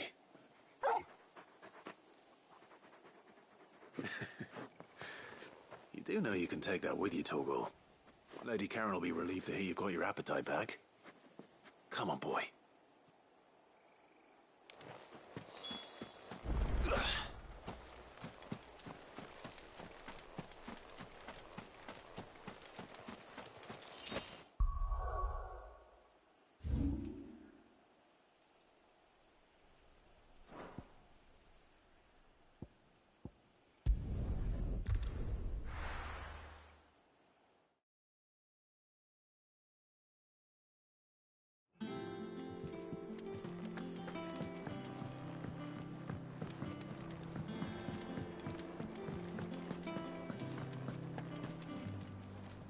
I noticed you and Torgal had gone off somewhere. Take him for a walk, did you? You could say that.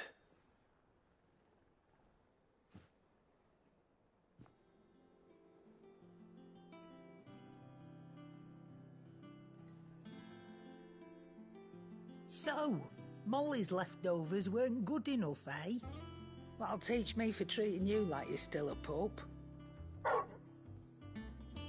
All right, no need to shout. Now we know what you're after, I can see about getting some in. Speaking of which, I brought one for later. Can I leave it with you?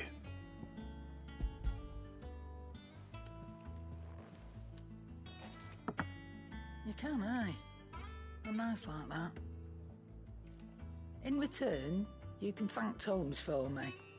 The bloody know-it-all. I was just on my way to see him.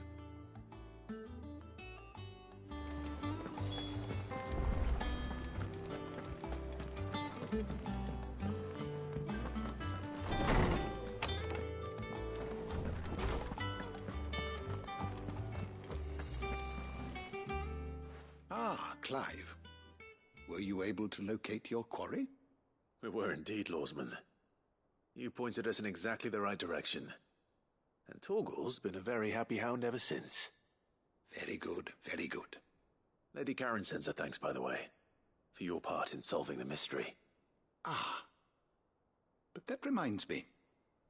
After your last visit, I found myself pondering Torgal's talents. Do you recall our conversation concerning Lady Jill's role in Torgal's transformation? About how she somehow woke the power within him. Precisely that. A reasonable conclusion, I thought. But one which raised certain questions in my mind. You see, the Fenrir of legend served Shiva and Shiva alone. And while the powers attributed to him are certainly impressive, the records imply they are somewhat different in nature to those you described Torgal as having used. What are you suggesting? That Torgal may be the beneficiary of more than one Icon's power. Consider that in addition to Lady Jill, he has served as a loyal companion to you, your brother, and even the late Cid. In short, the Icons hitherto near at hand, or should I say at paw, have been diverse and plenty, and that number has only grown as the realm's dominance have fallen to your sword. One can but speculate as to how all of this has affected Torgal, He has seemed more fierce of late. And if I am not mistaken, he will grow fiercer still. We are fortunate indeed to be able to count him amongst our allies and not our adversaries. Oh, he's more than an ally. He's a friend.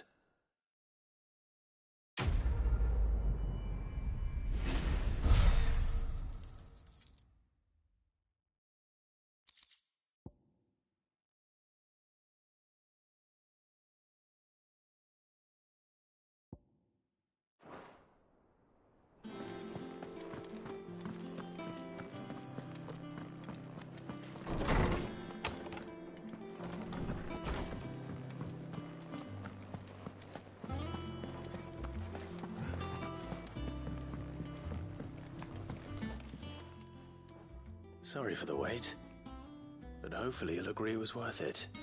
You learned something about that sword, then? I did better than that.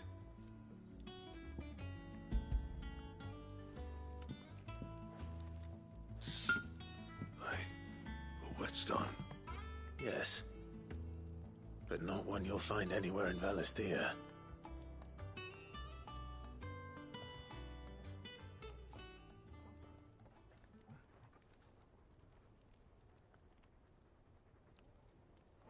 No wonder I couldn't get the same finish on the grinding wheel. One hit and all done, eh? Might not be so bad if all you ever fought were duels. Good luck on the battlefield. Your second opponent would be your last, no matter how good you were. Even so, is there some way it could be used to give the Cursebreakers an edge? I think so, yeah. With this whetstone and the right kind of steel, I could probably even make a twin of the blade that rattled me. But there'd be no replacing this little rock once I worn it down to a sliver. I reckon we get a dozen swords from it, if that. Swords that the Cursebreakers wouldn't know how to wield properly, and that would see them through a single fire piece. Nah, no point trying to copy that thing. Be about as much use as a wax anvil. But finishing our blades with a whetstone this fine, now that's something to consider. And what's finer than fallen masonry, eh? Or more hard-wearing, for that matter. Just imagine it. Good Valisthean steel with an edge as sharp as any found in the Outer Isles. I won't make a copy, nah. I'll make something much better. I'm sure the Cursebreakers will be delighted. Just don't push yourself too hard. Don't you worry about me, Sunshine. I've been working day and night since I was half your age, and I'll still be here when you're long gone. Hey, thanks, Clive. I mean it.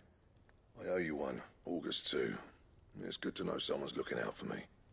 You'll be happy to hear you said that. And I'll see that my debt to you's paid. First new blade I make's got your name on it. You come and find me when you've got the materials. All right. I will.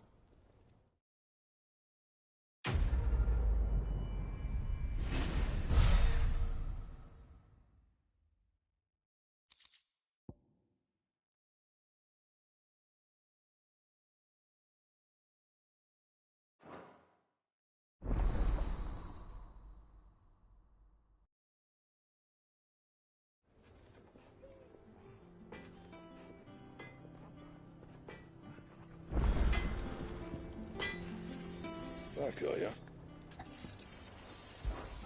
What's saying for you, dear?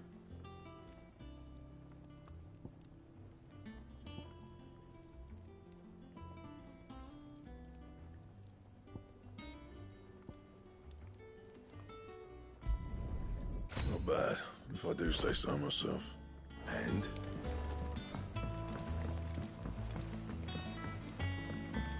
I went up to give some greens to the chocolate.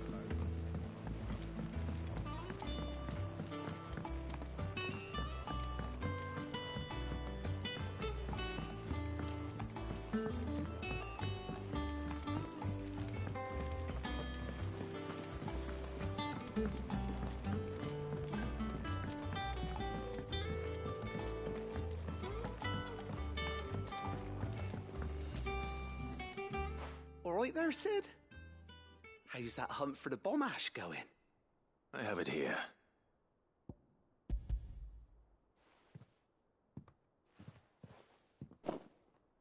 That's the stuff. And plenty of it, too.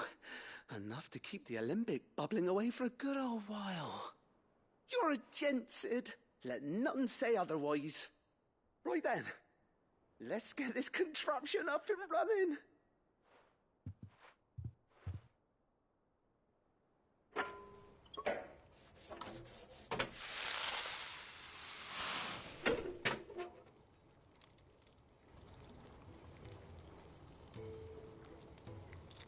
There we have it.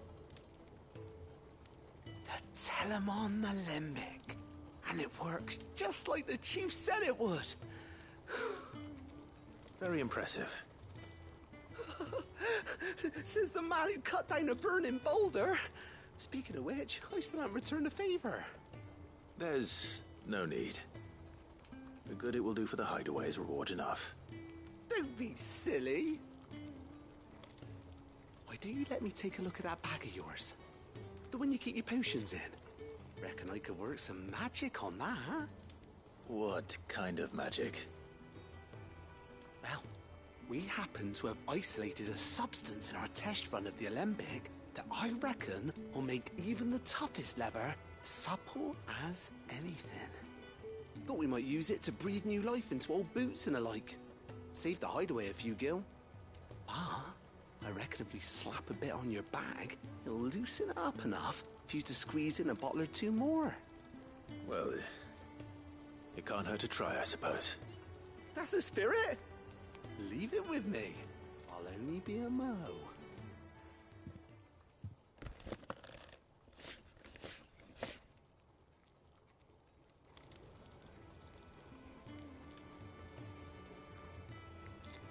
Well, what do you reckon? It certainly feels more flexible. Right? Told you. Thank you. I think. No. Thank you for supporting Mid and the rest of us in our endeavors. Without you, we'd never have been able to discover wonders like that stuff I rubbed on your bag. And I'm telling you, there's plenty more where that came from.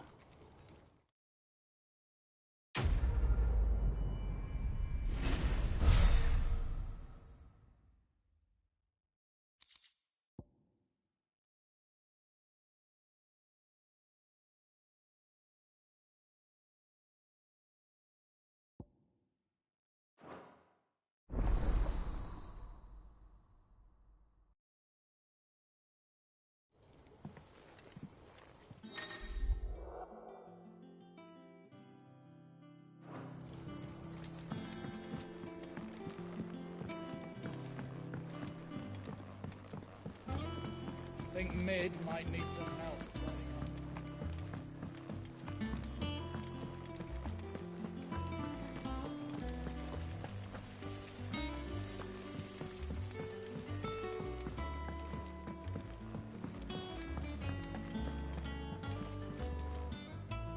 Goat. Still alive, I see. So Lady Karen accepted the ruby. Ah, about that. I tried my best, but she was just too stubborn to take it. She threw it right back in my face, in fact, and told me I could stick my stupid stone where the sun don't shine. Karen refused payment. I hope it wasn't something I said. I'm sure you were as tactful as ever. Let me see what I can do. Oh, wonderful. I hope you have better luck than I did.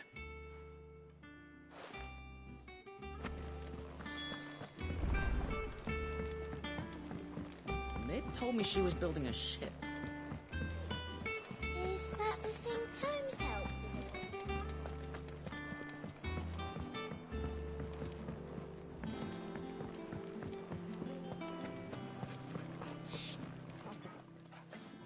Lady Karen, Goat tells me you weren't happy with our offer.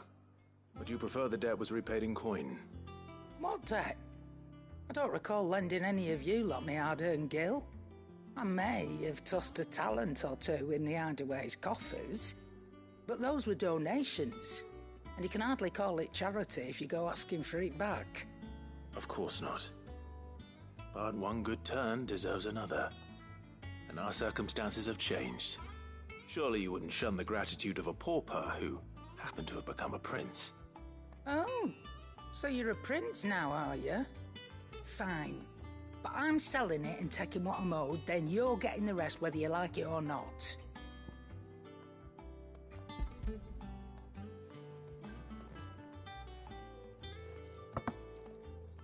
Where'd you even get this? A decent trader might nab 1,000 talents for a star ruby. A canny one, meanwhile, might claim it were nicked from the belt of Sid the Outlaw himself and ask twice as much. Might be I already have a buyer in mind. Might be you even know her. A fine continental maid whose beauty's only eclipsed by a guile in commerce. You wouldn't mind, would you? Not at all. Just be sure to tell her that it's always a pleasure doing business.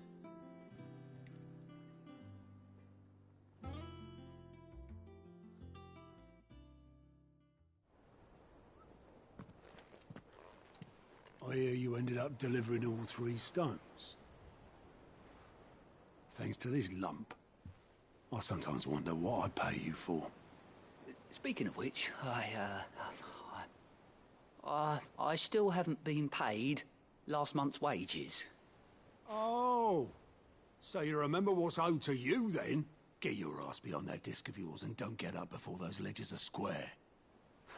Right away.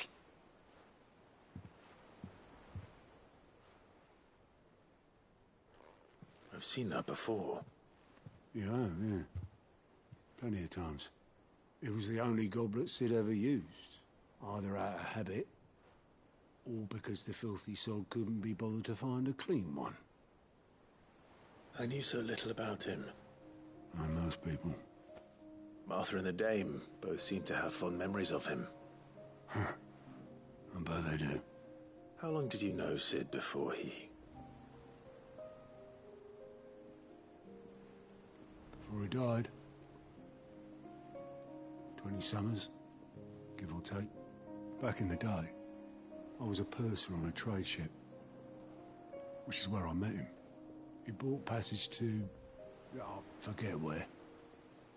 And having nothing better to do on the long nights, we sat up drinking island rum till the morning bell dragged me back to my duties. Quit my post not long after that. On account of making a fine maiden's belly fat. But me and Sid stayed close, promising we'd one day sail the seas again. That was before fate stepped in and said she was having none of it. The magic woke inside my son soon after his first name day, and there was no hiding his knack.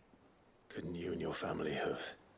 My family were the ones who summoned the constable, wanted the monster taken away.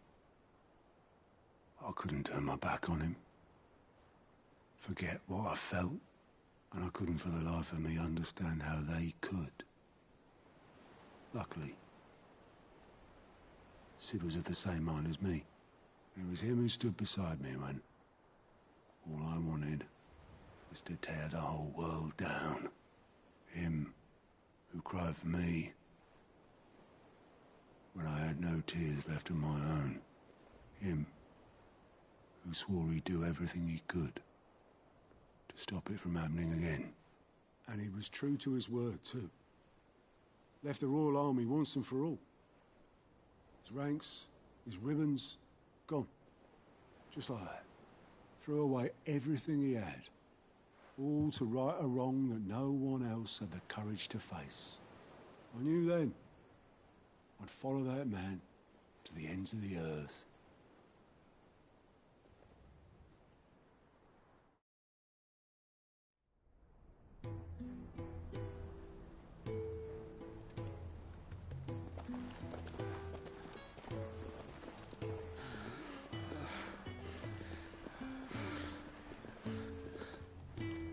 Was always too clever for his own good, was Sid. Saw the world for what it really was, while the rest of us were content to go along with the lie we were shown. And it can't have been easy, bearing that burden alone.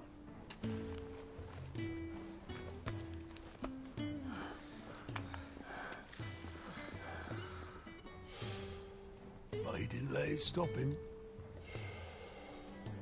He never lost faith in what he believed was right. And that gave us faith in him. Faith he'd steer us true. So I swore to myself that I'd always be right behind him, ready to catch the stubborn sod, if ever he should fall.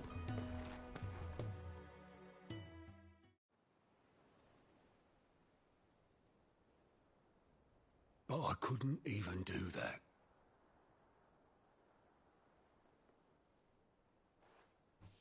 Ignore me. Just the ramblings of a tired old man. Leave that lot. I'll tidy it up in a bit.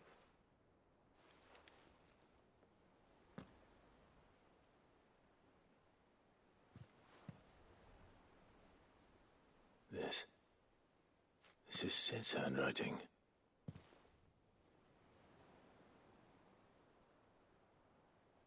Dear Otto. I may be drunk, but I wanted you to know this place would be fucked without you. Love you, you grumpy old sod.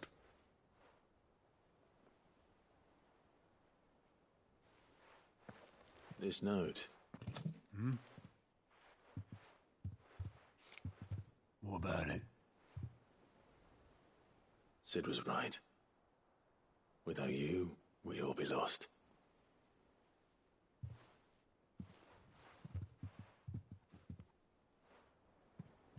He should have bloody well said so then. Just once. Before he went. But then, why would he? Him, or anyone? I'd only have told him to piss off.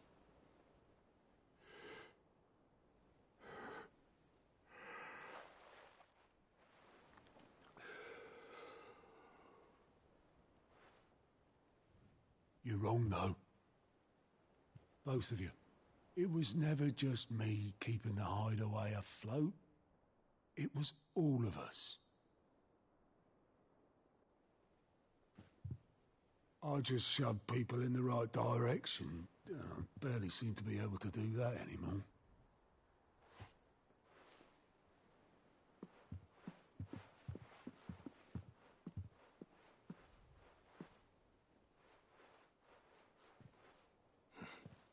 Would you rather go at the helm?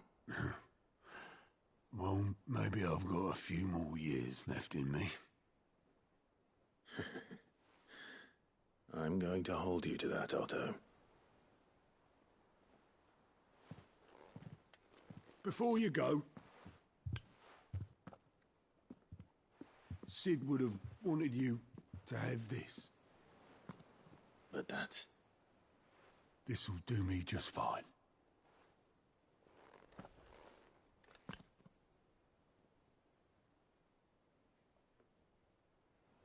Thanks for the ray of sunshine. I'll see if I can't pay you back. Already have.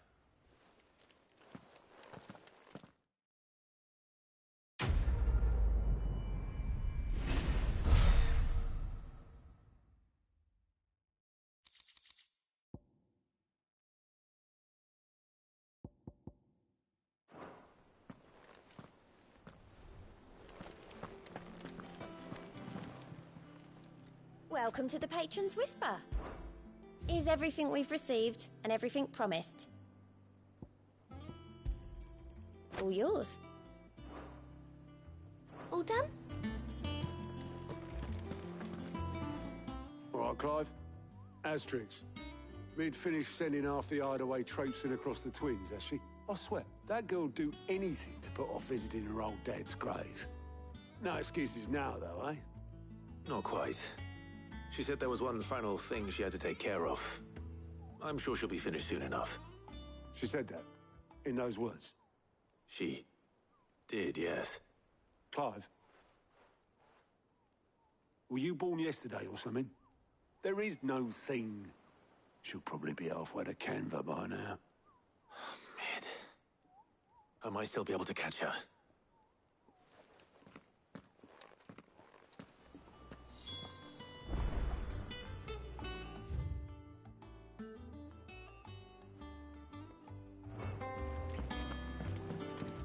told me she was building a ship.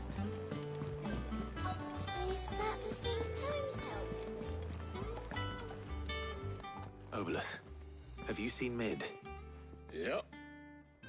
In a boat, going that way. Then I'm too late. You in a hurry and all, are you? Oh, I offered to take her across, but she wouldn't wait. Just paid for a dinghy and rowed off. Oars going like the clappers. Got some life in her, ain't she? But anyway, I was on my way up to see you, as it happens. Got a letter for you. Urgent, by the sound of it. One of your uncle's men said I was to hand it to you in person, post bleeding haste. And you're here now. Thank you, Obolus. Don't mention it. What tidings, Uncle?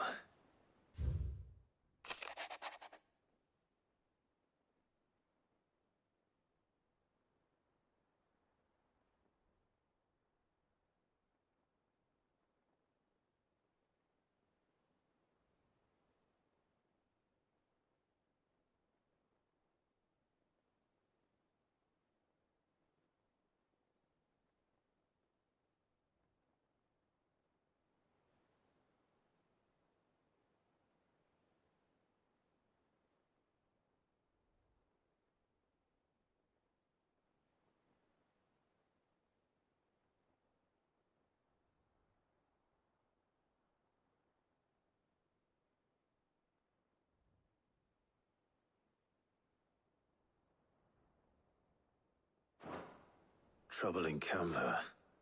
Well, I'll need someone to keep an eye on Mid.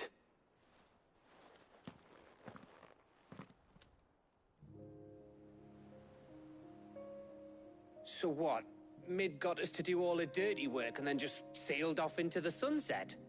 It, seems that way.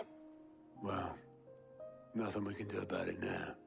But next time you plan on visiting Sid, you might want to tie her to something before you suggest it. Ah, don't be so hard on her. Gotta admit, the dirty work was kind of fun.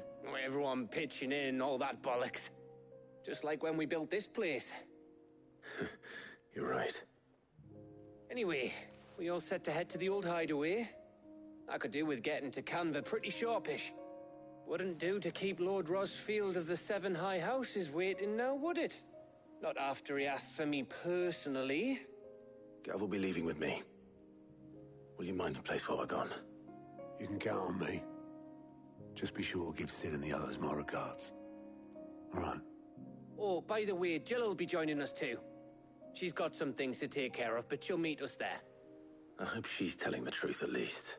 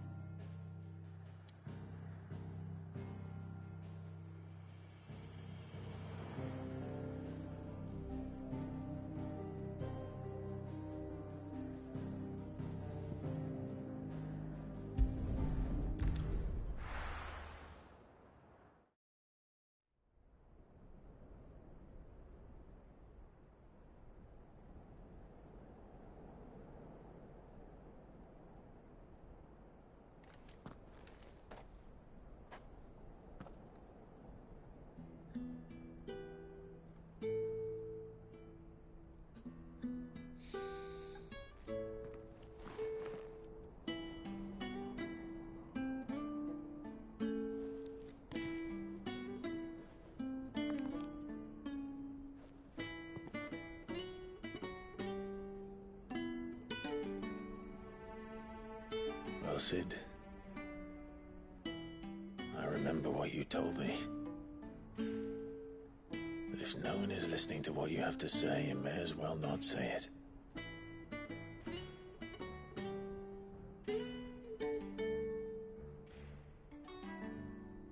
But I will say this, old friend. Hugo Cooker is gone. His shadow looms over us no longer. It's a pity the Phoenix can't be in two places at once. If he'd have been with us, maybe he could have done something for the Lost. phoenix can bring people back from the dead. Life has a beginning and an end. So we must live while we have the chance. And not as slaves to the crystals, but as free men. May we join you?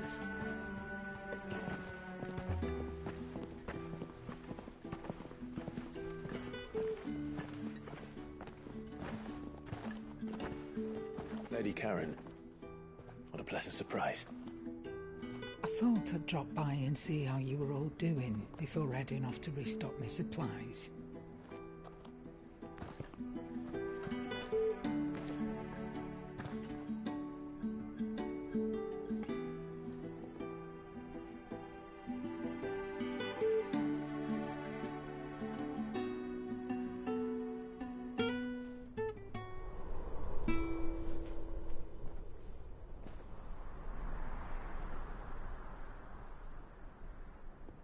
It wasn't the most scenic view back then, but it were never as bad as this.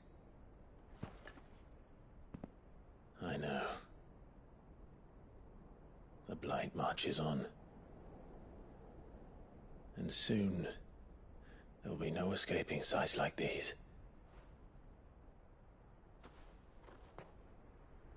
So our mission remains unchanged. We cannot stop until every Mother Crystal is gone, and their thirst for ether with them. The only one that remains in Storm is Drake's Tail in the Crystalline Dominion. Our next target. We're going to Twinside. It's the capital of the Empire these days.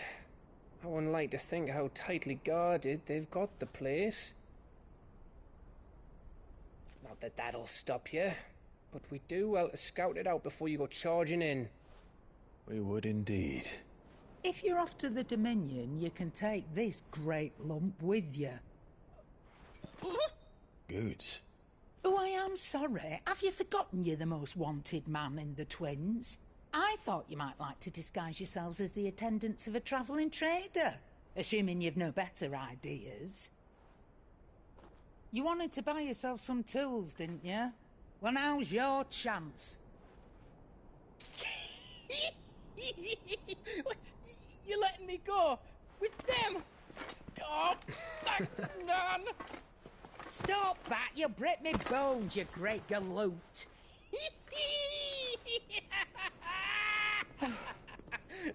There's a caravan that runs back and forth between the Dominion and the Bocklad markets.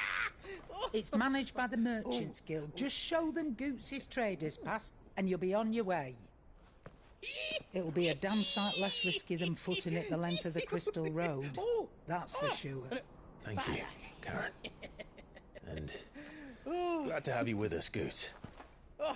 Okay then. I'll get me things and I'll meet yous there. See yous down in Bocklad. Get off! Me poor fingers! Jill, you're with me. Understood. And Gav? Already on my way, Captain. Be careful. Aren't I always?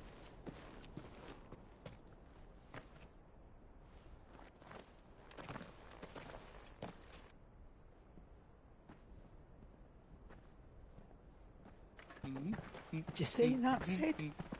Your protege's making a proper little outlaw of himself.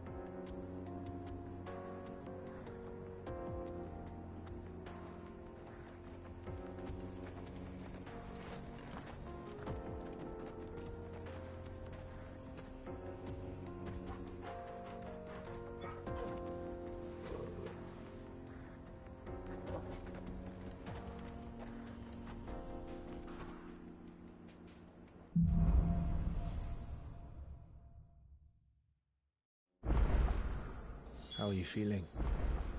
Better. Thanks to Taya. I'm glad to hear it. And Torgal helped too. Didn't you, boy?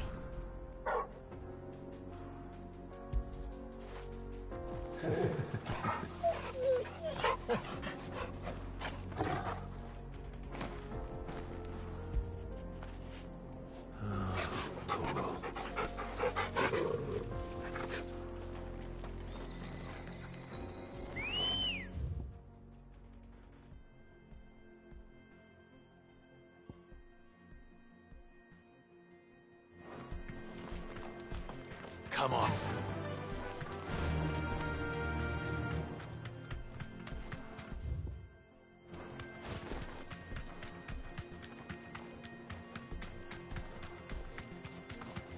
This used to be a trade route for merchants crossing the Scars, till the Republic laid a new road wide enough to let wagons pass.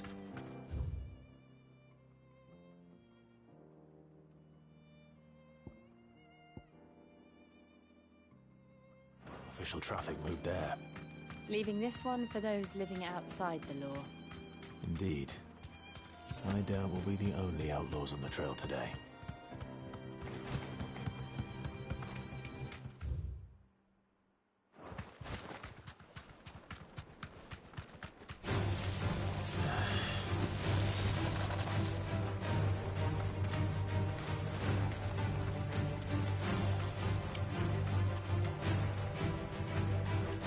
So what do you think? Be safe. We'd be lucky to make it out alive. Really? It's as bad as that? Oh, aye. There's trouble up ahead. And too much of it for us to handle. I take it there's danger on the road. What about this fearsome-looking fellow? You think he'd be equal to the task? Well, no doubt. Assuming he's willing to hear us out. Well met, friend. My brother and I have been tasked with finding a merchant's missing cart. You seen it by any chance? How does a merchant misplace his cart? Oh, the man's a coward. When he thought goblins might come a-snarling, he ran, leaving his livelihood abandoned in the pass. He sent the two of us to fetch it, but it's gone. Now, I'm not much of a thinker, but I know the work of thieves when I see it. My brother's right on all accounts. And by my estimation, the bastards are lying in wait just down the road. We may have seen our share of action, true, but we've not got the skill in arms to boldly brave an ambush. You, however, have the look of a man who needn't fear a band of backwater ruffians. What do you say? Will you help us out? Chances are they'll come for you either way. But if you promise to lend us a hand, at least you'll pocket a reward for your troubles. Well, if I'm going to have to deal with them anyway. You've clearly got a fine head on those broad shoulders. We're lucky you came along. Now, hoping to make a heavy purse in Boklad, our merchant friend loaded his cart with as much as it would carry. Reckon he won't be forking over the rest of our fee if we don't find those goods. So, while you're seeing to those bandits, you keep your eyes open. All right. Just don't expect me to drag the cart out of there myself. No. You can leave the cart to us. You just put an end to those bandits and point us in the right direction. You do that, we'll take care of the rest.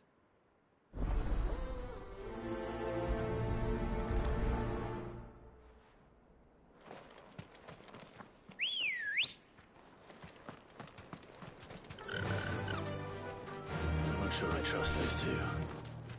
But if there are bandits lying in wait, I should probably take care of them. Look lively, you lot. We've got guests. These must be our bandits. And if you ever...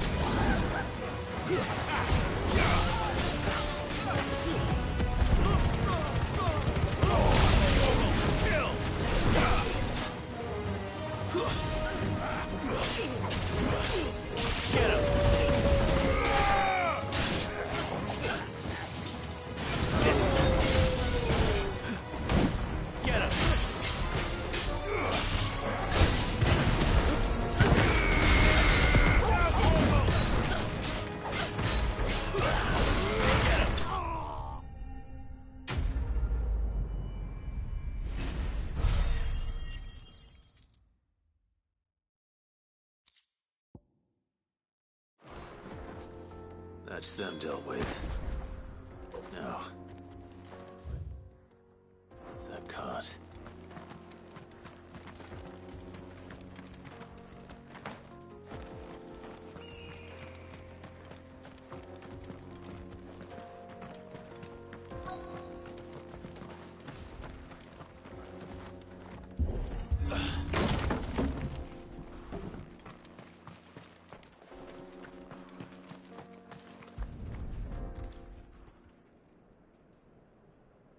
Getting all of this out of here will be a nightmare. Seems we found ourselves the right man for the job, wouldn't you say? Found the cart and didn't leave a single bastard breathing. Our merchant friend will be delighted. And how exactly will he be getting his goods out of here? You leave that to us. After all, it'd be wrong to make such a fine warrior haul cabbages to market. You've done your part. And that's all you need to worry about. Here.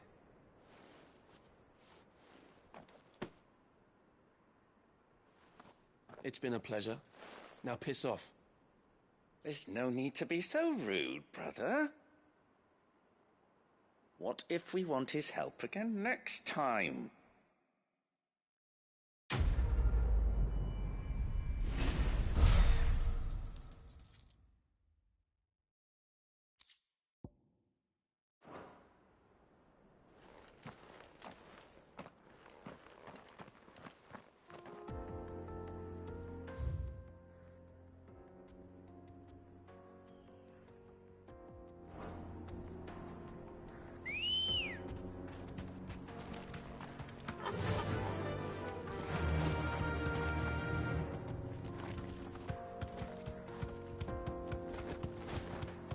I see the Dalmex lag behind Rosaria when it comes to bridge building.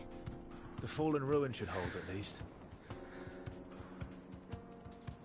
The path continues on the other side.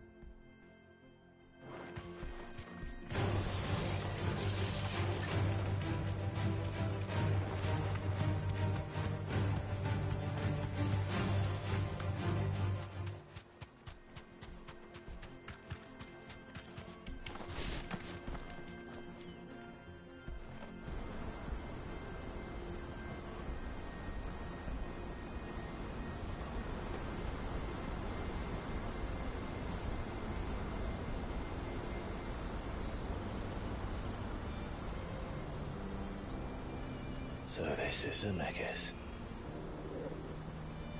The land of the gods.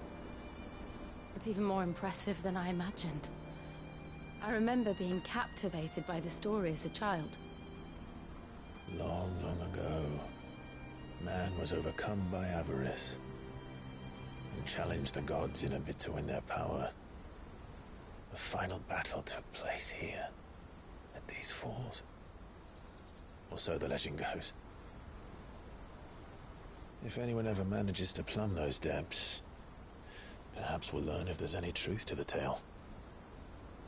That the gods emerged victorious and punished man for his defiance by visiting upon him 2 curses.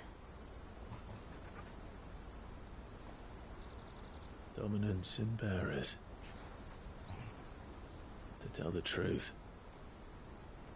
I always thought it strange that the dominant and their icons were deemed a curse. Back home, the dominant inherited the throne. They were admired and exalted, not spurned. Whenever I got to that part of the story, I always assumed there must be something I'd misunderstood. You had a lot of storybooks, didn't you? In your room, I mean. When we were young. The old legends were always my favorites. Epic battles between gods and men. Father encouraged me to read as much as I could. He thought it good for my education. You really were a boy like any other, weren't you?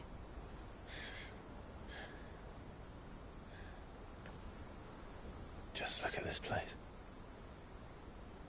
It's enough to make you believe the legends are true. I know.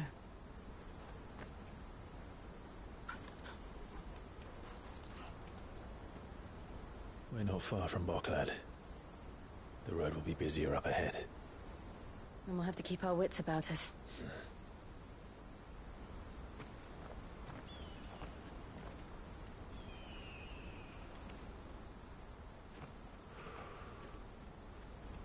Clive? Something wrong? Nothing. It's nothing.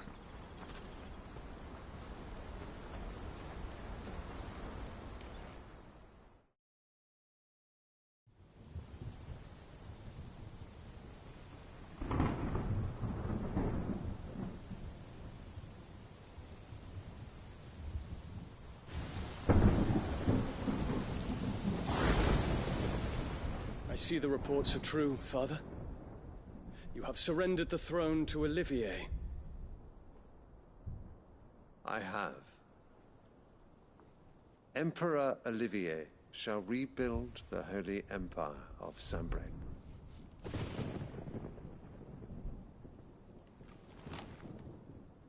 How is he to rule an empire? He is but a boy. I shall advise him until he comes of age. Father, please. Or for as long as I am able. The empire we seek to build needs young blood to rule it, and I can think of none better suited to the task.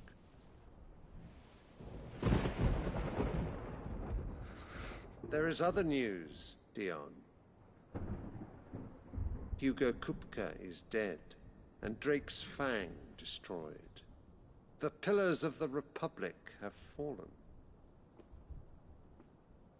Ere long, the Imperial banner shall fly over every city in Storm.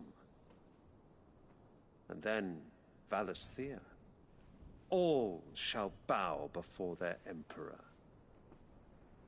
Father, these are the words of a tyrant. They are the words of a god. The Emperor whom I gladly serve. Great Greagor, made flesh.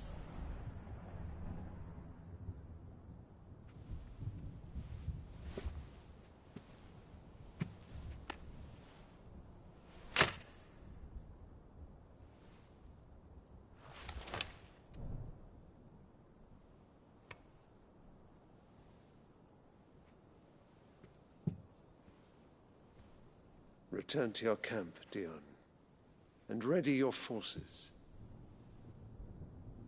It is time to show the world the true power of Sanbreque.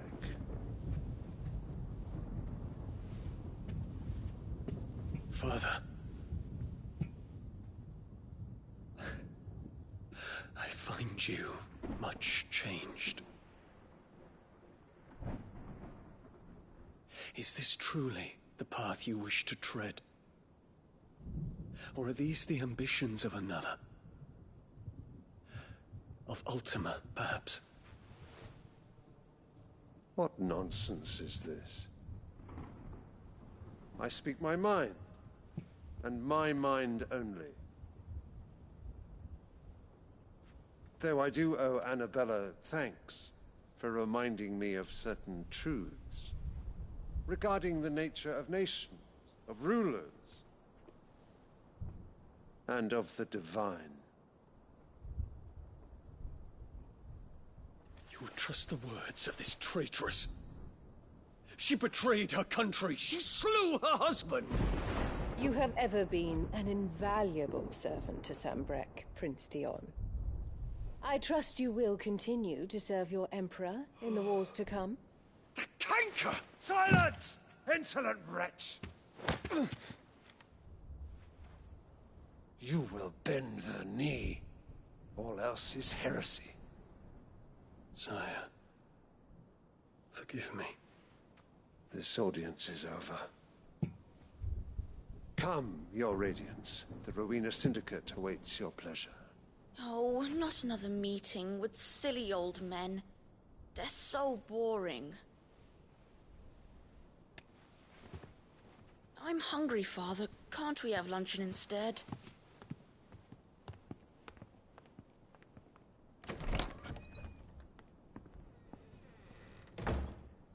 Does it pain you that you will not inherit your father's throne? I have suffered worse.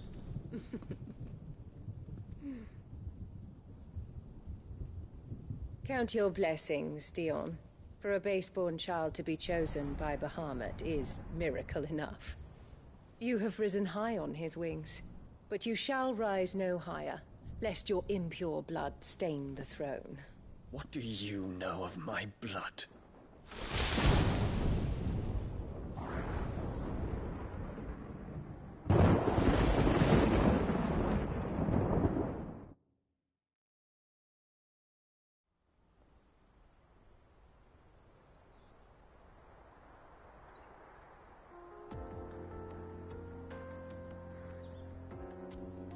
The Boklab markets are to the north. We just need to hug the coast.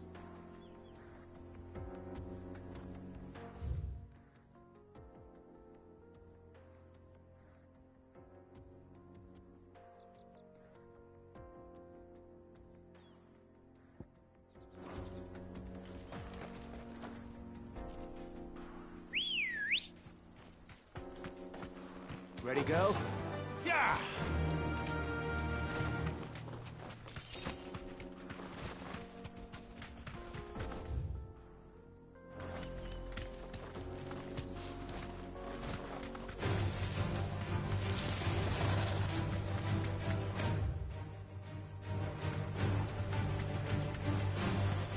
Infiltrating the Dominion won't be easy with the Imperials on high alert. No. His Radiance has lost one capital already. We can be sure Sylvester will do everything in his power to hold on to Twinside. His troops are well-trained and increasingly battle-hardened. But it's not as if we can wait for the siege to end.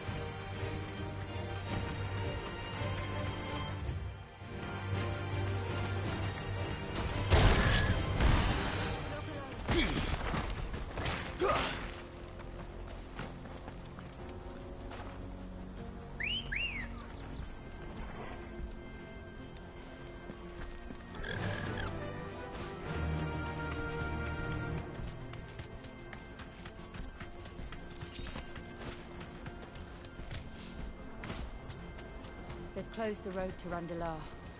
If the siege breaks, they'll need more than this to stop the Imperial legions marching on the capital. Oh, I'm done for. If you haven't got a pass, you're not getting through. Please, I'm begging you.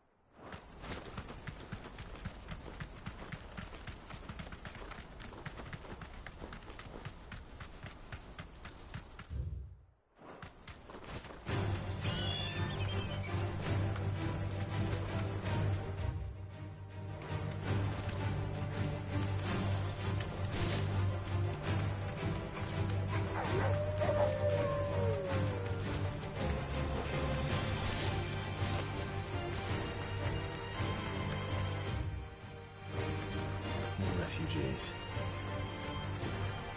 And they're all making for the Crystalline Dominion. Because they don't know how to live. Crystal's blessing.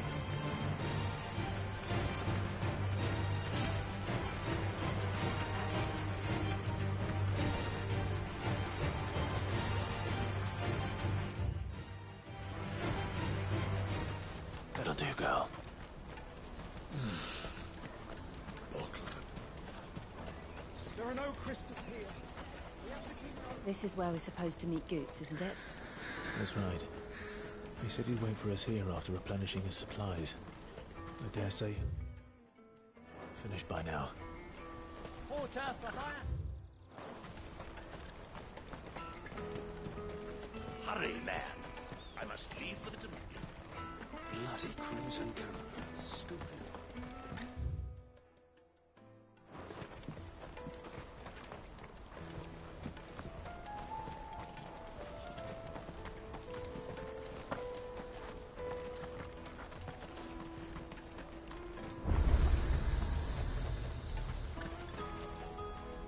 What are you looking for?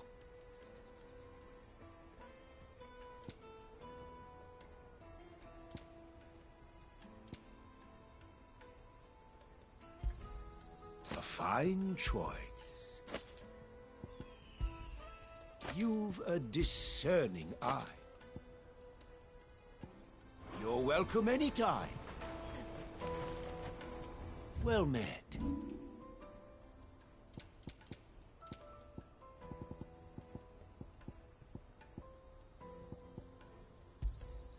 Just what I was looking for. You're sure you don't need it? Out of my sight, wretch!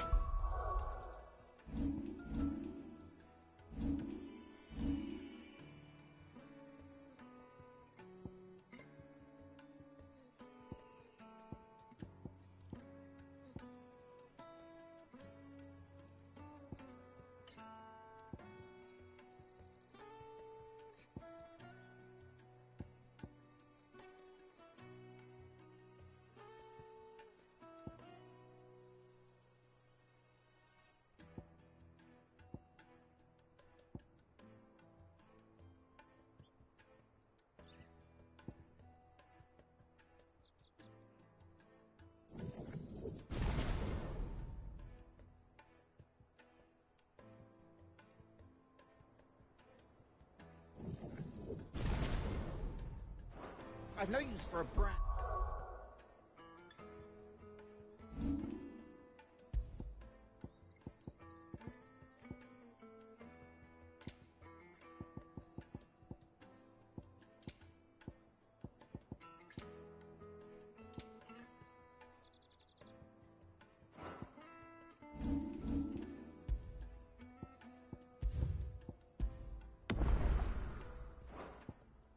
Indeed, you can't.